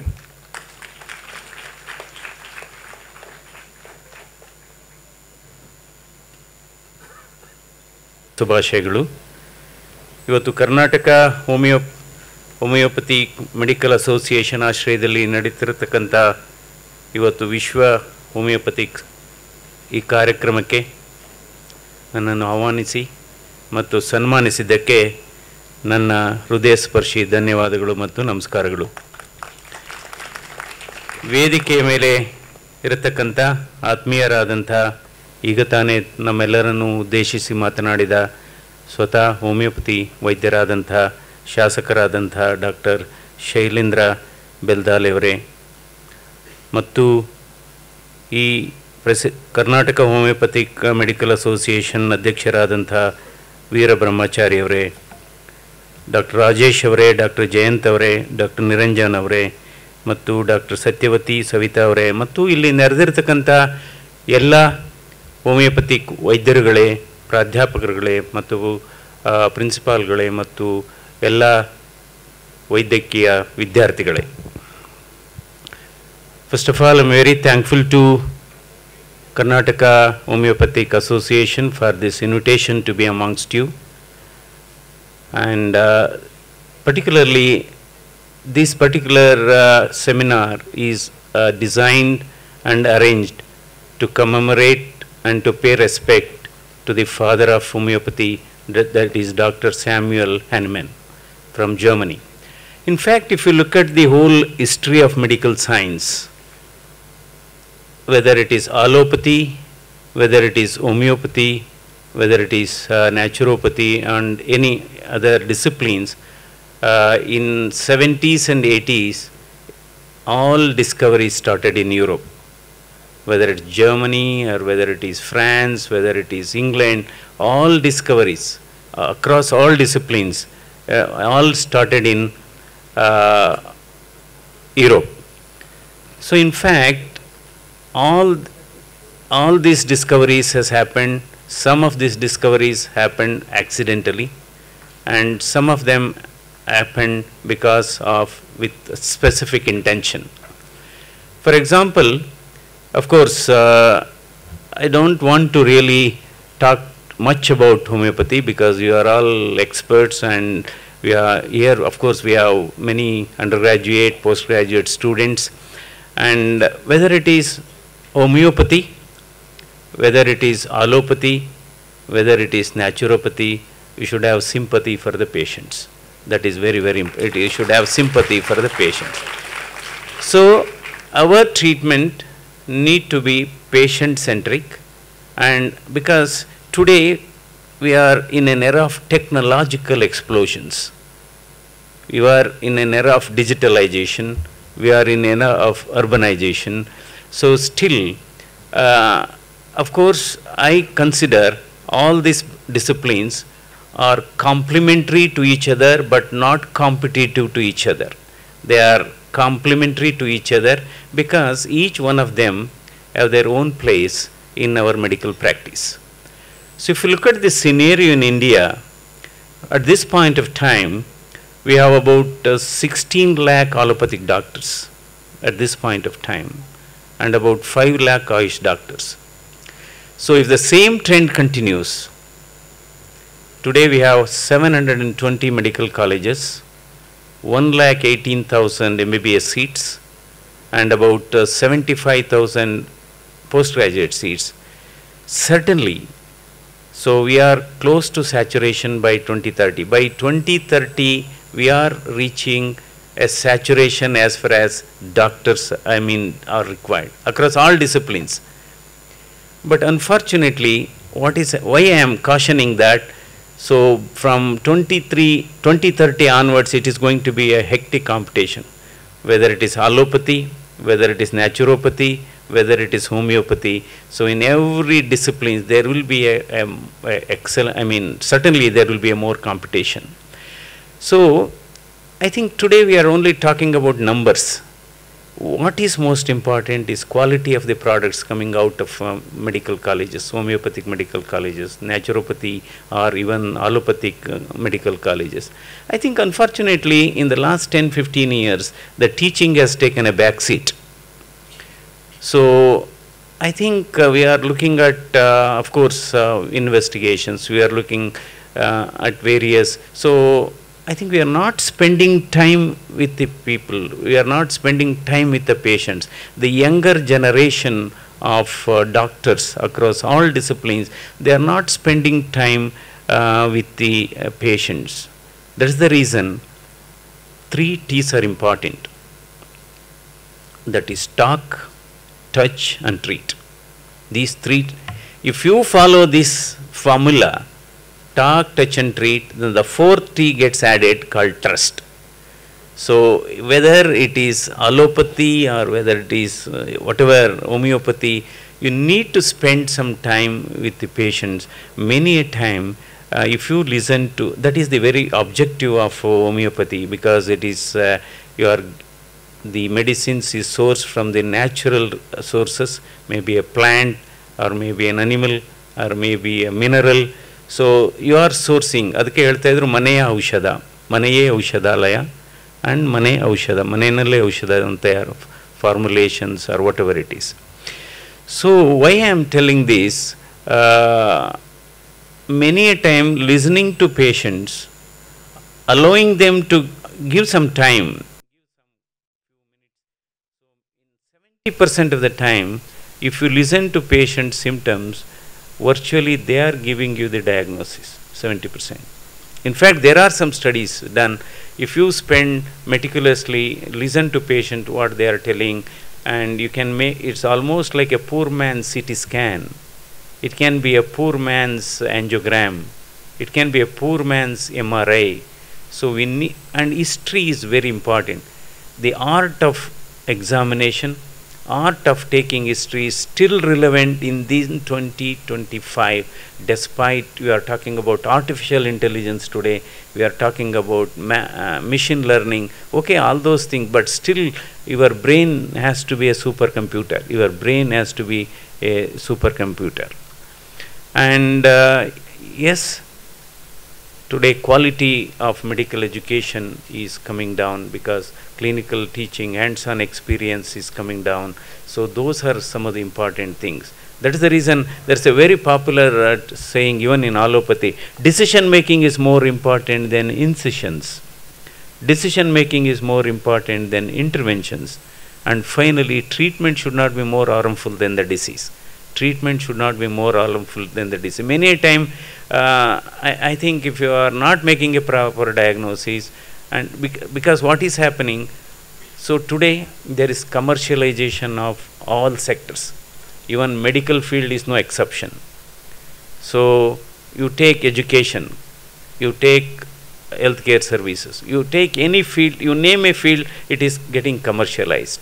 So I think this is one thing I still strongly feel medical sector should never ever be commercialized. Very, very important, because then your target driven practice or your, very incentive driven practice will land up in various problems. So another important thing is, of course, all these discoveries have happened many times, and even allopathic medicines, whatever we are using, some of these medicines are derived from the plants. For example, foxglove, the digitalis, we use for treating heart failure, it is from a plant. And whenever there is a blood clot inside the arteries, if there is blood clots inside the arteries of the heart, causes heart attack. If it is in the brain, it causes brain stroke. If it is in the legs, it causes gangrene. So to dissolve this clot, we give thrombolytic drugs. Do you know from where it is sourced? From the snake venom. See, when a viper bites, see, if a cobra bites, it is a neurotoxin that causes respiratory paralysis. That is the reason frothing. That is all shown in all movies and so many things. So if a viper bites, there is a massive bleeding. So it is an extract of the snake venom. So that doesn't mean you should keep a viper in your clinic, and when a patient comes with heart attack, you can't ask a viper to bite the patient of heart attack. Another thing, even for example, you take, why I am giving this example, you take garlic.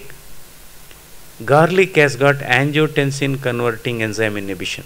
In fact, it has, we have read it in our textbook of cardiology called Braunwald. So I think in a way, there is some interlinking between all these disciplines, homeopathy or allopathy and all. In fact, interestingly, do you know how the blood thinner, anticoagulants, we call it as anticoagulants, warfarin, how it was discovered?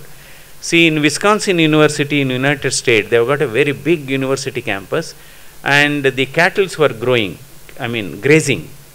So that plants was there. This warfarin plant was there.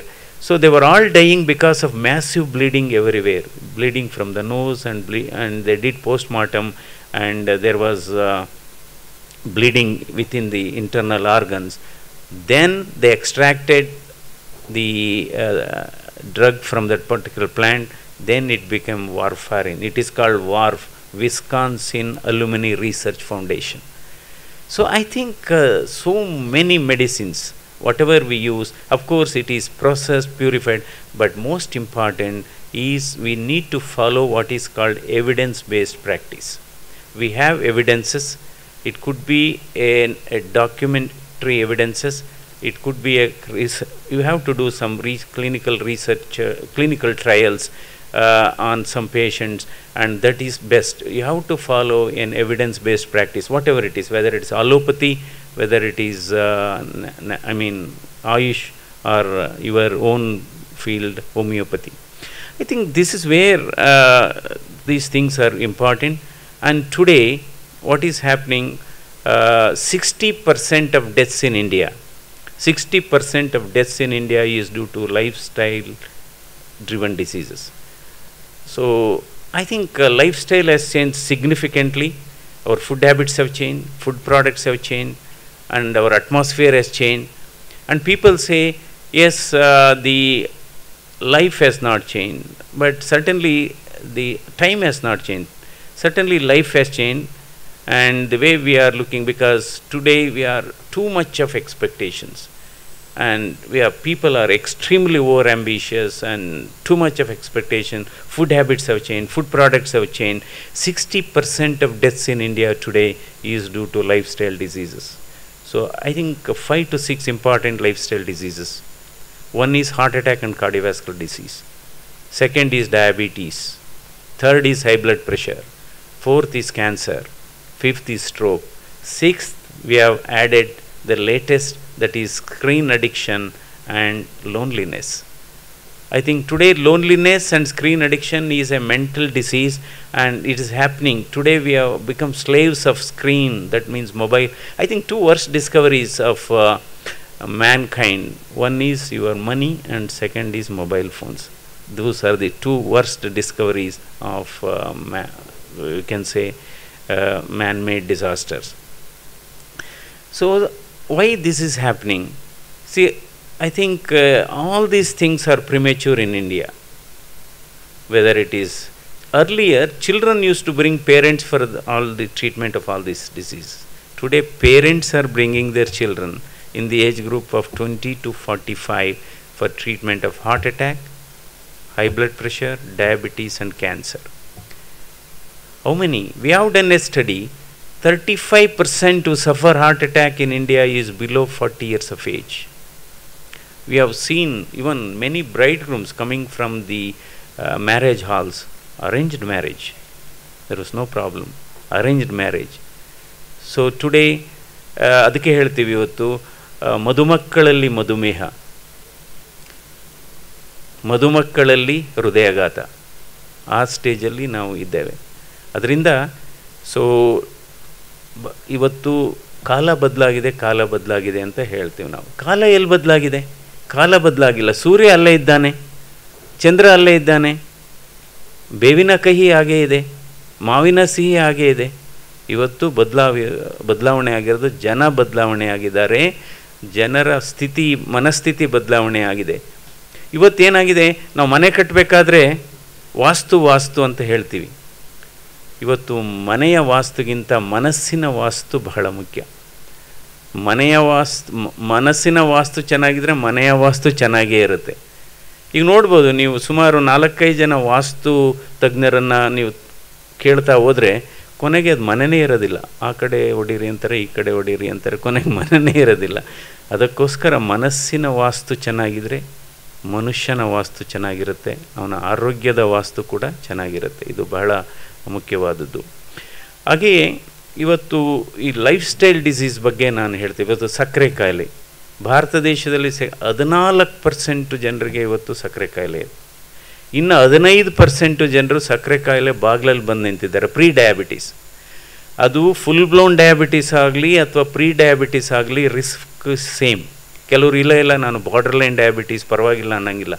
ಈಗ ಯಾರಿಗೆ already treatment ತೆಗೆದುಕೊಳ್ತಾ ಇರತಕ್ಕಂಥ diabetes ಇರುತ್ತೆ, ಅವ್ರ risk ಎಷ್ಟಿರುತ್ತೋ pre diabetes ಅವ್ರಿಗೂ ಅಷ್ಟೇ ಇರುತ್ತೆ. ಇವತ್ತು ಇಂಡಿಯಾದಲ್ಲಿ ಸುಮಾರು 11% ಜನರಿಗೆ ಆಲ್ರೆಡಿ ಡಯಾಬಿಟೀಸ್ ಇದೆ, ಇನ್ನು 14% ಜನರಿಗೆ ಪ್ರೀ ಡಯಾಬಿಟೀಸ್ ಇದೆ, ಸುಮಾರು 25% ಜನರಿಗೆ ಇವತ್ತು ಹೈ ಬ್ಲಡ್ ಪ್ರೆಷರ್ ಇದೆ. ಸೊ ಅದರಿಂದ ಇವತ್ತು ಹೆಲ್ತ್ ಫಾರ್ ಆಲ್ ಅಂತ ಹೇಳ್ತಾ ಇದ್ವಿ. ನನ್ನ ಅರ್ಥದಲ್ಲಿ ಇವತ್ತು ಸರ್ಕಾರದಲ್ಲಿ, ಇದು ರಾಜ್ಯ ಸರ್ಕಾರ ಮತ್ತು ಕೇಂದ್ರ ಸರ್ಕಾರ ಎರಡಕ್ಕೂ ನಾನು ಹೇಳೋದು ಏನಂದರೆ, ಇವತ್ತು ನಾವು ಆಯಿತು ಕಾಲೇಜುಗಳನ್ನ ಕಟ್ತಾ ಇದ್ದೇವೆ, ಆಸ್ಪತ್ರೆಗಳನ್ನ ಕಟ್ತಾ ಇದ್ದೇವೆ, ಆದರೆ ನಿಜವಾಗ್ಲೂ ಒಂದು ಯಾವುದೇ ನಿಜವಾದ ಸಮಸ್ಯೆ ಇರೋದು ಅಂದರೆ ಸಿಬ್ಬಂದಿಗಳ ಕೊರತೆ ಇದೆ. ನೀವು ಸಿಬ್ಬಂದಿಗಳನ್ನ ಕೊಡಲಿಕ್ಕಾಗದೇ ಇದ್ದರೆ ದಯವಿಟ್ಟು ಆಸ್ಪತ್ರೆಗಳನ್ನ ಕಟ್ಟಬೇಡಿ, ಮೆಡಿಕಲ್ ಕಾಲೇಜುಗಳನ್ನ ಕಟ್ಟಬೇಡಿ, ಅದು ವೇಸ್ಟ್ ಆಫ್ ರಿಸೋರ್ಸಸ್. ಅದಕ್ಕೆ ಥೀಮ್ ಶುಡ್ ಮೂವ್. ಏನು ನಮ್ಮ ಥೀಮ್ ಇರಬೇಕು ಅಂದರೆ theme should move from construction to creation of post. ನೀವು ಇವತ್ತು ನಮ್ಮ ರಾಜ್ಯದಲ್ಲಿ ಸುಮಾರು 45% ವೈದ್ಯಕೀಯ ಮತ್ತು ಅರೆವೈದ್ಯಕೀಯ ಸಿಬ್ಬಂದಿಗಳ ಕೊರತೆ ಇದೆ. ನೀವು ತಾಲೂಕು ಆಸ್ಪತ್ರೆಗೆ ಹೋಗಿ ಅಥವಾ ಕಮ್ಯುನಿಟಿ ಹಾಸ್ಪಿಟ್ಲಿಗೆ ಹೋಗಿ ಅಥವಾ ನೀವು ಪ್ರೈಮರಿ ಹೆಲ್ತ್ ಸೆಂಟ್ರಿಗೆ ಹೋಗಲಿ, ಮೆಡಿಕಲ್ ಕಾಲೇಜ್ಗೆ ಹೋಗಲಿ. ಅದರಿಂದ ಈಗ ಅದಕ್ಕೆ ಇಲ್ಲಿ ನಮ್ಮ ಚಿಂತನೆ ಬದಲಾವಣೆ ಆಗಬೇಕು, ನಮ್ಮ ಪಾಲಿಸಿ ಇಲ್ಲಿ ಬದಲಾವಣೆ ಆಗಬೇಕು. ಯಾವ ರೀತಿ ನಾವು ಇಲ್ಲಿ ಆರೋಗ್ಯ ಕ್ಷೇತ್ರದಲ್ಲಿ ಬದಲಾವಣೆ ತರ್ಬೋದು ಅಥವಾ ಇಂಪ್ರೂವ್ ಮಾಡ್ಬೋದು ಅಂದರೆ ಇರತಕ್ಕಂಥ ಕಾಲೇಜುಗಳು, you strengthen the existing colleges, strengthen the existing hospital with more manpower, doctors, nurses, technicians ಅಥವಾ ಸಪೋರ್ಟಿಂಗ್ ಸ್ಟಾಫ್ ಅದು ಕೊಡಬೇಕು. ಆಮೇಲೆ ಸ್ಯಾಲ್ರಿ ಜಾಸ್ತಿ ಮಾಡೋ ಅವಶ್ಯಕತೆ ಇದೆ. ಇನ್ಫ್ಯಾಕ್ಟ್ ನಾನು ಪಾರ್ಲಿಮೆಂಟಲ್ಲಿ ಇದ್ರ ಬಗ್ಗೆ ಸುದೀರ್ಘವಾಗಿ ಮಾತಾಡಿದ್ದೇನೆ. ಬಹುಶಃ NHMಯಿಂದ ಇನ್ನೊಂದು 15 ದಿವಸದಲ್ಲಿ ಅದು ಆದೇಶ ಹೊರಬೀಳಲಿದೆ. NHMಲ್ಲಿ ಕೆಲಸ ಮಾಡತಕ್ಕಂಥ ಡಾಕ್ಟ್ರುಗಳಿಗೆ, ನರ್ಸಸ್ಗೆ ಸ್ಯಾಲ್ರಿ ಅಂತೂ ಜಾಸ್ತಿ ಆಗುತ್ತೆ. ನಾನು ಮಾತಾಡಿದ್ದೇನೆ, ಅದು ಆರ್ಡ್ರ್ ಆಗುತ್ತೆ. ಅದು ಅಂದರೆ ಯಾವಾಗಲೂ ಅಷ್ಟೇ ನಾವು ಬಹಳ ಮುಖ್ಯವಾದದ್ದು ವೈದ್ಯರುಗಳಿಗೆ ಇರಬೇಕಾಗಿರೋದು ಬಹಳ ಮುಖ್ಯವಾದದ್ದು ಮಾನವೀಯತೆ ಇರಬೇಕಾಗುತ್ತೆ. ಹೃದಯವಂತಿಕೆ ಇರಬೇಕಾಗತ್ತೆ. ಹೃದಯ ಎಲ್ಲರಿಗೂ ಇದೆ, ಆದರೆ ಹೃದಯವಂತಿಕೆ ಇರೋದು ಕೆಲವೇ ಜನರಿಗೆ. ಯಾವಾಗಲೂ ನಾವು ಚಿಕಿತ್ಸೆ ಕೊಡತಕ್ಕಂಥ ಸಂದರ್ಭದಲ್ಲಿ ರೋಗಿಯ ಆರ್ಥಿಕ ಸ್ಥಿತಿಯನ್ನು ಅರ್ಥ ಮಾಡ್ಕೋಬೇಕು. ರೋಗಿಯ ಆರ್ಥಿಕ ಸ್ಥಿತಿಯನ್ನು ಅರ್ಥ ಮಾಡಿಕೊಂಡು ಆ ಆರ್ಥಿಕ ಚೌಕಟ್ಟಿನಲ್ಲಿ first of all you should understand the financial background of the patient and within the financial backdrop what best can be given you have to give. ಅವನಿಗೆ ಬಸ್ ಚಾರ್ಜ್ ಅಥವಾ ಟ್ರೈನ್ ಚಾರ್ಜೇ ಇರೋದಿಲ್ಲ, ಅವನಿಗೆ 30 ಲಕ್ಷದ್ದು ಚಿಕಿತ್ಸೆ, 20 ಲಕ್ಷ ಆಗುವಷ್ಟು ಖರ್ಚಾಗುವಷ್ಟು ಚಿಕಿತ್ಸೆ ಮಾಡಿದರೆ ಪ್ರಯೋಜನ ಇಲ್ಲ. ಈಗ ನೋಡಿ, ಒಂದು ಏರೋಪ್ಲೇನಲ್ಲಿ ಟ್ರಾವೆಲ್ ಮಾಡ್ತೀರಾ ನೀವು, ಅಲ್ಲಿ ಎಕ್ಸಿಕ್ಯೂಟಿವ್ ಕ್ಲಾಸು ಇರುತ್ತೆ ಅಥವಾ ಎಕಾನಮಿ ಕ್ಲಾಸು ಇರುತ್ತೆ.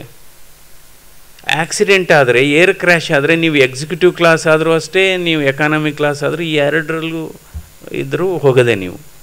ಅದರಿಂದ ಯಾವಾಗಲೂ ಅಷ್ಟೇ ಚಿಕಿತ್ಸೆ ಕೊಡ್ತಕ್ಕಂಥ ಸಂದರ್ಭದಲ್ಲಿ ನಾವು ರೋಗಿಯ ಆರ್ಥಿಕ ಹಿನ್ನೆಲೆಯನ್ನು ಅರ್ಥ ಮಾಡಿಕೊಂಡು ಆ ಆರ್ಥಿಕ ಹಿನ್ನೆಲೆಯ ಚೌಕಟ್ಟಿನಲ್ಲಿ ಎಷ್ಟು ಕೆಲಸ ಮಾಡಲಿಕ್ಕೆ, ಎಷ್ಟು ಒಳ್ಳೆಯ ಚಿಕಿತ್ಸೆ ಕೊಡಲಿಕ್ಕೆ ಸಾಧ್ಯ ಕೊಡ್ಬೋದು, ಮನಸ್ಸು ಮಾಡಿ ಕೊಡ್ಬೋದು. ಅಂದರೆ ಬಹಳ ಮುಖ್ಯವಾದದ್ದು, ಅವನು ರೋಗಿ ಬದುಕೋದಕ್ಕೆ ಆಗದೇ ಇಲ್ಲ ಅಂತ ಗೊತ್ತಾದರೆ, ರೋಗಿ ಬದುಕೋದು ಸಾಧ್ಯವೇ ಇಲ್ಲ ಅಂತ ಗೊತ್ತಾಗುತ್ತೆ ನಮಗೆ. ಅದು ಗೊತ್ತಾದರೆ ನಾವು ಕುಟುಂಬದ ಸದಸ್ಯರನ್ನು ಪ್ರತ್ಯೇಕವಾಗಿ ಕರೆದು ಮಾತಾಡಬೇಕು. ಈ ಸ್ಥಿತಿ ಹೀಗಿದೆ, ಈ ಕಾಯಿಲೆ ಹೀಗಿದೆ, ನೀವು ಎಷ್ಟು ಲಕ್ಷ ಖರ್ಚು ಮಾಡಿದರೂ ಪ್ರಯೋಜನ ಆಗೋದಿಲ್ಲ, ನಾವು ಒಂದು ತೀರ್ಮಾನ ಮಾಡಬೇಕು, ಇದು ಚಿಕಿತ್ಸೆ ಮುಂದುವರಿಸ್ಬೇಕಾ ಬೇಡವಾ ಅಂತ. ಸುಮ್ಮನೆ ಅದು ಎಷ್ಟೋ ಜನ ಎಷ್ಟು ಸಲ ಆಗಿದೆ, ಅದು ಆಗ್ತಾಯಿದೆ. ಅದು 30-40 ದಿವಸ ವೆಂಟಿಲೇಟರ್ ಮೇಲಿಟ್ಟು ಆತನ ಬಿಲ್ಲು 30 ಲಕ್ಷ 40 ಲಕ್ಷ, ಸತ್ತೋನು ಸತ್ತ, ಇದ್ದವರು ಆರ್ಥಿಕವಾಗಿ ಸತ್ತಂತೆ. ಇಲ್ಲಿ ನಾವು ಬದಲಾವಣೆಯನ್ನು ತರಬೇಕಾಗುತ್ತೆ. ನಂತರ ಇನ್ನೊಂದು, ಇದು ಬಹಳ ಗಂಭೀರವಾದ ವಿಚಾರ. ಯಾವುದೇ ರೋಗಿ ಯಾವುದೇ ಖಾಸಗಿ ಆಸ್ಪತ್ರೆಯಲ್ಲಿ ಮರಣ ಹೊಂದಿದಂಥ ಸಂದರ್ಭದಲ್ಲಿ ಆತನ ಪಾರ್ಥಿವ ಶರೀರವನ್ನು ಯಾವುದೇ ತಕರಾರು ಇಲ್ಲದೇ ಕೊಟ್ಟುಬಿಡಬೇಕು ಬೇಗ. ಇಲ್ಲಿ ನಾವು ಮಾನವೀಯತೆಯನ್ನು ತೋರಬೇಕಾಗುತ್ತೆ. ನಾವು ಬಿಲ್ ಕೊಡೋ ತನಕ ನಾವು ಕೊಡೋದಿಲ್ಲ, ಇದು ಅಮಾನವೀಯ ಇದು. ಅದರಿಂದ ಇವತ್ತು ಬಹಳ ಉತ್ತಮವಾದಂಥ ಈ ಕಾರ್ಯಕ್ರಮ. ಸೊ ನಾವೆಲ್ಲ ಒಟ್ಟಾಗಿ, so I think we have to follow an holistic approach. So ಕೆಲವು ಕಾಯಿಲೆಗಳಿಗೆ ಕೆಲವು ಚಿಕಿತ್ಸೆ ತುಂಬ ಫಲಕಾರಿಯಾಗಿರುತ್ತೆ. Maybe allergic disorders, homeopathy works very well. ಅಥವಾ ಫಾರ್ ಮಸ್ಕ್ಯುಲೋಸ್ಕೆಲೆಟಲ್ ಡಿಸಾರ್ಡರ್ಸ್ ಅದಕ್ಕೆ ಇವರ್ ನ್ಯಾಚುರೋಪತಿ, ಐ ಮೀನ್ ಫಿಸಿಯೋಥೆರಪಿ. ಇನ್ನು ನಮ್ಮ ರಾಜ್ಯದಲ್ಲಿ ಮತ್ತು ನಮ್ಮ ದೇಶದಲ್ಲಿ ಇವಾಗ ನಾವು ಹಾಸ್ಪಿಟ್ಲ್ ಅಂದರೆ ಏನು ಮಾಡ್ತೀವಿ, ಓನ್ಲಿ ಕ್ಯೂರೇಟಿವ್ ಮಾತ್ರ ನೋಡ್ತಾ ಇದ್ದೇವೆ. ಕಾಯಿಲೆ ಬಂದಾದ ಮೇಲೆ ಚಿಕಿತ್ಸೆ ಕೊಡ್ತಕ್ಕಂಥ ವ್ಯವಸ್ಥೆಯನ್ನು ನೋಡ್ತಾ ಇದ್ದೇವೆ. ಬಹಳ ಮುಖ್ಯವಾದದ್ದು ಇವತ್ತು ಇದು ಬೇಕು ನಮಗೆ, ರಿಹ್ಯಾಬಿಲಿಟೇಷನ್ ಸೆಂಟರ್ಸ್ ಬೇಕು. ಬಹಳ ಸಮಸ್ಯೆ ಇದೆ. ಯಾಕೆಂದರೆ ಕೆಲವೆಲ್ಲ ಸ್ಟ್ರೋಕ್ ಆಗ್ಬೋದು ಅಥವಾ ಬೇರೆ ಇಂಜುರೀಸ್ ಆಗ್ಬೋದು. ನಂತರ ಅವ್ರಿಗೆ ರಿಹ್ಯಾಬಿಲಿಟೇಷನ್, ಫಿಸಿಯೋಥೆರಪಿ ಯೂನಿಟ್ಸ್ ಹೆಚ್ಚಾಗಬೇಕು, ರಿಹ್ಯಾಬಿಲಿಟೇಷನ್ ಸೆಂಟರ್ಸು ಹೆಚ್ಚಾಗಬೇಕಾಗಿದೆ. ಯಾಕೆಂದರೆ ಕೆಲವೆಲ್ಲ 1 year 2 years 1 ವರ್ಷ 2 ವರ್ಷ ರಿಹ್ಯಾಬಿಲಿಟೇಷನ್ ಬೇಕಾಗುತ್ತೆ. ಯಾಕೆಂದರೆ ಚಿಕಿತ್ಸೆ ಕೊಡೋದು ಮಾತ್ರ ಒಂದು ಭಾಗ, ಆದರೆ ಚಿಕಿತ್ಸೆ ಕೊಟ್ಟಂಥ ನಂತರ ಅವರನ್ನು ದೈಹಿಕವಾಗಿ ನಾವು ಅವ್ರನ್ನ ಫಿಟ್ನೆಸ್ ಕೊಡಬೇಕಾಗುತ್ತೆ, ಮಾನಸಿಕವಾಗಿ ಗಟ್ಟಿಯಾಗಬೇಕು. ಸೊ ನಾವು ರೋಗಿಗಳಲ್ಲಿ ಚಿಕಿತ್ಸೆ ಕೊಡತಕ್ಕಂಥ ಸಂದರ್ಭದಲ್ಲಿ ನಾವು ಕಿರಿಯ ವೈದ್ಯರಿಗೆ ಹೇಳೋದು ಬಹಳ ಮುಖ್ಯವಾದದ್ದು, ನಮ್ಮ ಬೆಡ್ ಸೈಡ್ ಮ್ಯಾನರ್ಸ್ ಬಹಳ ಮುಖ್ಯ. ನಾವು ಯಾವ ರೀತಿ ಅವ್ರ ಜೊತೆ ಮಾತಾಡ್ತೇವೆ, ಮಾತು ಕೂಡ ಒಂದು ಚಿಕಿತ್ಸೆನೇ. ಮಾತು ಕೂಡ ಒಂದು ಚಿಕಿತ್ಸೆನೇ. ಇವತ್ತು ಏನು ಮಾಡ್ತೇವೆ ನಾವು, ರೋಗಿಗಳನ್ನ ಚಿಕಿತ್ಸೆ ಕೊಡ್ತಕ್ಕಂಥ ಸಂದರ್ಭದಲ್ಲಿ ಮೊಬೈಲ್ ಫೋನ್ ಮಾತಾಡೋದು, ಅದು ಅಟೆನ್ಷನ್ ಬೇರೆ ಕಡೆ ಇರೋದು, ಇವಾಗೆಲ್ಲ ರೆಕಾರ್ಡ್ ಮಾಡ್ಕೊತಾರೆ. ಸೊ ಅದಕ್ಕೆ documentation is very important. Communication skill ಇರಬೇಕು ವೈದ್ಯರುಗಳಿಗೆ. ಎರಡನೇದು ಡಾಕ್ಯುಮೆಂಟೇಷನ್ನು ಬಹಳ ಮುಖ್ಯ. ಒಂದು ಸಣ್ಣ ವಿಚಾರ ಹೇಳ್ತೀನಿ. ಒಬ್ಬರು ಡಾಕ್ಟ್ರು ಟ್ರಾವೆಲ್ ಮಾಡ್ತಾ ಇರ್ತಾರೆ Bengaluru to Cochin. So male doctor. So ಯಾಕೆಂದರೆ ಡಾಕ್ಯುಮೆಂಟೇಷನ್ ಎಷ್ಟು ಇಂಪಾರ್ಟೆಂಟ್ ಅನ್ನಲಿಕ್ಕೆ ಒಂದು ಕತೆ ಮೂಲಕ ಹೇಳೋದಕ್ಕಾದರೆ, so then one beautiful lady comes and sits by the side of the doctor and she keeps telling, ಒಂದು 10 ಕಿಲೋಮೀಟ್ರ್ ಹೋದ್ಮೇಲೆ, I am going to lodge a complaint. You have misbehaved with me. You have to give your wallet, you have to give your watch, you have to give your ring, everything.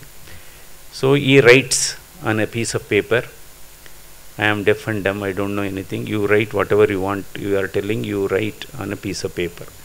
This lady writes, If you don't give all those things, I will lodge a complaint. Then he says, here is the document that you are actually blackmailing me. So that is the beauty of documentation. So ಅದರಿಂದ ಇವತ್ತು ಯಾವತ್ತೂ ಅಷ್ಟೇ ನಾವು ಚಿಕಿತ್ಸೆ ಕೊಡ್ತಕ್ಕಂಥ ಸಂದರ್ಭದಲ್ಲಿ ಆಯಿತು ನಾವೆಲ್ಲ ತುಂಬ ಕಷ್ಟಪಟ್ಟಿವಿ. Today doctors life is one of the most stressful life. In fact, there are some studies, couple of studies, average lifespan of a modern day doctor has come down by 10 to 12 years. So ನಾವೆಲ್ಲ ಸಾಮಾನ್ಯವಾಗಿ ಆಯಿತು ಜನರಿಗೆ ಇವತ್ತು ಆರೋಗ್ಯ ಶಿಬಿರವನ್ನು ಮಾಡ್ತಾ ಇದ್ದೇವೆ. ಕಾಲ ಬಂದಿದೆ ನಾವು ವೈದ್ಯರುಗಳಿಗೂ ಕೂಡ ಇವತ್ತು ಆರೋಗ್ಯ ಶಿಬಿರಗಳನ್ನು ತಪಾಸಣೆಗಳನ್ನು ಮಾಡಬೇಕಾಗುತ್ತೆ. ಅದಕ್ಕೇ 35 ವರ್ಷ ದಾಟಿದ ವೈದ್ಯರುಗಳು ಗಂಡಸರು, 45 ವರ್ಷ ದಾಟಿದ ಮಹಿಳಾ ವೈದ್ಯರುಗಳಿಗೂ ಕೂಡ ಇವತ್ತು ಮೆಡಿಕಲ್ ಚೆಕಪ್ ಆ್ಯನಿವರ್ಸರಿ ಅವಶ್ಯಕತೆ ಇದೆ ಅಂತ ನಾನು ಹೇಳಬೇಕಾಗುತ್ತೆ. It's very very important. We are seeing lot of deaths among the doctors, dying of heart attack, dying of high blood pressure, dying of stroke. ಯಾಕೆಂದರೆ ತುಂಬ ಸ್ಟ್ರೆಸ್ ಇದೆ. ಇವತ್ತು ಜನರ ಅಭಿಪ್ರಾಯ ನಿರೀಕ್ಷೆ ಎಷ್ಟಿದೆ ಅಂದರೆ ಅವನು ಉಸಿರು ನಿಂತೋದ್ಮೇಲೂ ಕೂಡ ಅಂಥವ್ರನ್ನ ಕರ್ಕೊಬಂದು ಗಲಾಟೆ ಮಾಡ್ತಾರೆ, ನೀವು ಬದುಕಿಸ್ಬೇಕು ಹಾಗೆ ಹೀಗೆ ಅಂತ. ಸೊ ಈಗಾಗಲೇ ಹೇಳಿದ್ದಾರೆ ಒಂದು ರಿಸರ್ಚ್ ಸೆಂಟರ್ ಅವಶ್ಯಕತೆ ಇದೆ, ಹೋಮಿಯೋಪತಿಕ್ ರಿಸರ್ಚ್ ಸೆಂಟರ್ಸು ನಮ್ಮ ರಾಜ್ಯದಲ್ಲಿ ಅವಶ್ಯಕತೆ ಇದೆ ಅಂತ. ಈ ವಿಚಾರವಾಗಿ I will take up this matter with the ministry of AYUSH, government of India, with all Ernst this thing. So ಹೀಗಾಗಿ anyway, I will not take much of time because I can understand you are right behind me, and so I can understand.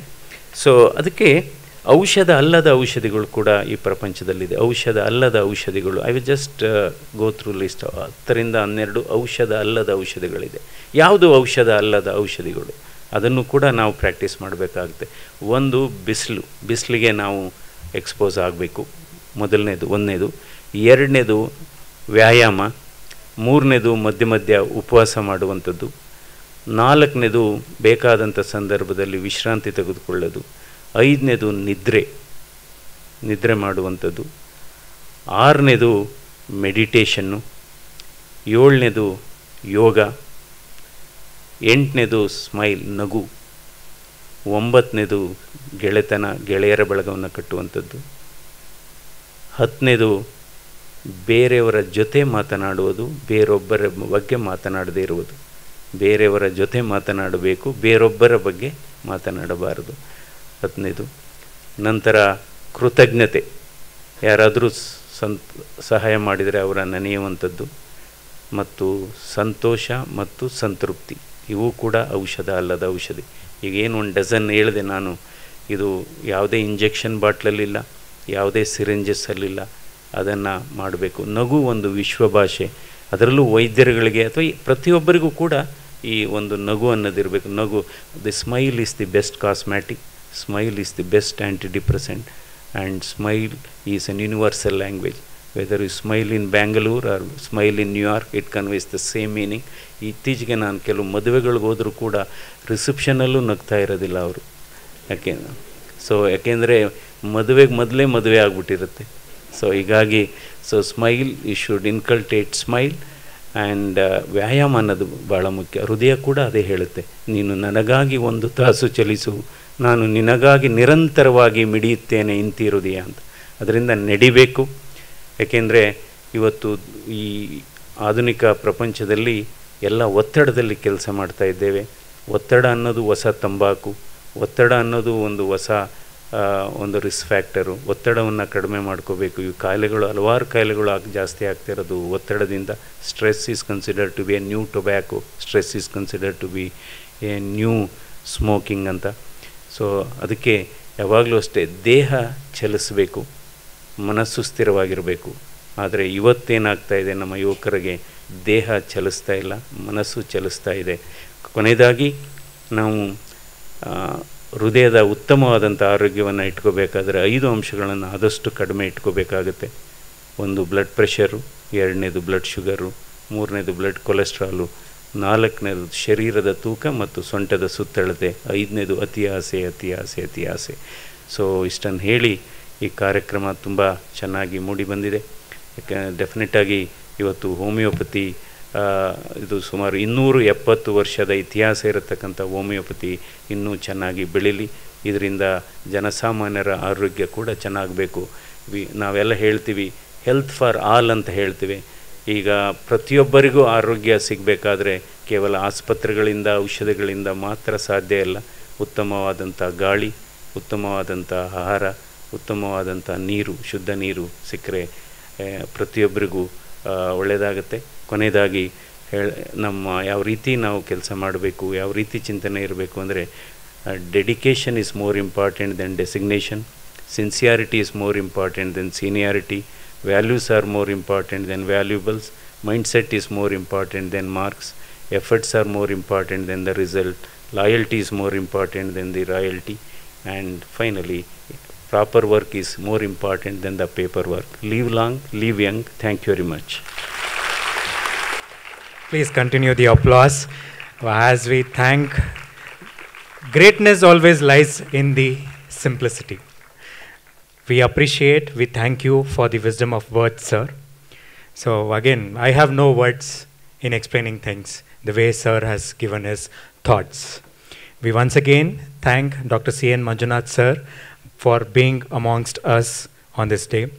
Just before I close, a small example, because sir happens to have built a big institute of cardiology recently, where I had my relative, just a small story to tell you. In recent time, just 1 week back, this was a senior most cardiologist. My relative had some slight changes what we could find out in the ECG, and we immediately sent the person to that place, private hospital, and the panic what those doctors created there. It was really sorry, because we had a lot of respect to the doctors there. BP was 150 1 hour back. The patient goes to the hospital, it goes to 220. Same patient, whatever medications was given there, and they tell immediately we have to shift her to the ICU. She needs care. BP is more. Heart mal pressure built there, sir. Fine, yeah, we understand. As doctor, I was there. Okay, after that, there was a lot of too much of charges, so which the patient was not able to afford it. So only place where we could go is the institute what sir has created today, Jayadeva Institute of Cardiology. Fine. It was affordable for the people, for the common people, what he has made today. And there the patient goes. It was a holiday, and it was not a much rush there. It was patient was taken in, it was checked, immediate blood testing was done. Patient was quite normal and sent back home. That was the only thing. I know, see, it was just a situation. I do not blame that hospital there, but this is what in present world it is going on. Fine. With this, as we come to the end of our inaugural session, I request our beloved and hardworking General Secretary, Dr. Niranjan P. Kurkimat, sir, to deliver the vote of thanks. Over to you, sir. Homeopathic Day, on the occasion of 270th birth anniversary of our founder of homeopathy, Dr. Christian Frederick Samuel Hahnemann, was a very grand success. On this occasion, I would like to thank our chief guest, Dr. C.N. Manjunath, sir, former director, Shri Jayadeva Institute, Member of Parliament, Bangalore Rural Constituency, for being with us today despite of his busy schedule. Thank you very much, sir. I thank Dr. Shailendra Beldale, homeopathic doctor, Member of Legislative Assembly, Bidar South Constituency, for being with us as our guest. He has always supported homeopathic doctors. We are happy to have you here, sir. I thank Dr. Veera Brahmachari, our beloved president, our leader from college days, always working for the betterment of homeopathic system of medicine. I thank Dr. Rajesh, working president, KHMA, for working really hard to make this occasion a memorable one. I thank Dr. Jayant, Vice President, KHMA, backbone of our association, to make this function grand success. I thank Dr. S.R. Bharat Kumar and his team, Organizing Secretary, KHMA, who worked really hard in organizing the function. I thank Dr. Madan sir for supporting us. I thank all the senior doctors, teachers, students of all homeopathic medical colleges for attending the function. I thank all the homeopathic pharmaceutical companies who joined hands with us to make the event grand success. We look forward for your continuous support in future as well. I thank Baxan Pharmaceuticals, Bangalore Bioplasgen, Advin Biotech, SBL, Weasel, Forts, Medicine, Alan Hyderabad, LDD, Dr. Abram Pharmaceutical, German Omeo, Burnett, Evert, B. Jain, Schwabe, Similia, Namma Homeopathy, Omeo International, SP Homeopathic Pharmacy, Maruti Omeo Pharmacy, Shankar Homealaya, Vasant Pharmacy, Siddharth Pharmacy, and Enusen Software. Finally, I thank AVR Auditorium staff, security people, media who supported us to run the show smoothly. Thank you very much.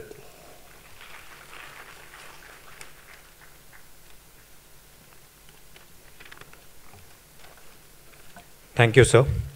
As we end the inaugural session, at the end, I request all the delegates and the guests to kindly stand up for the national anthem.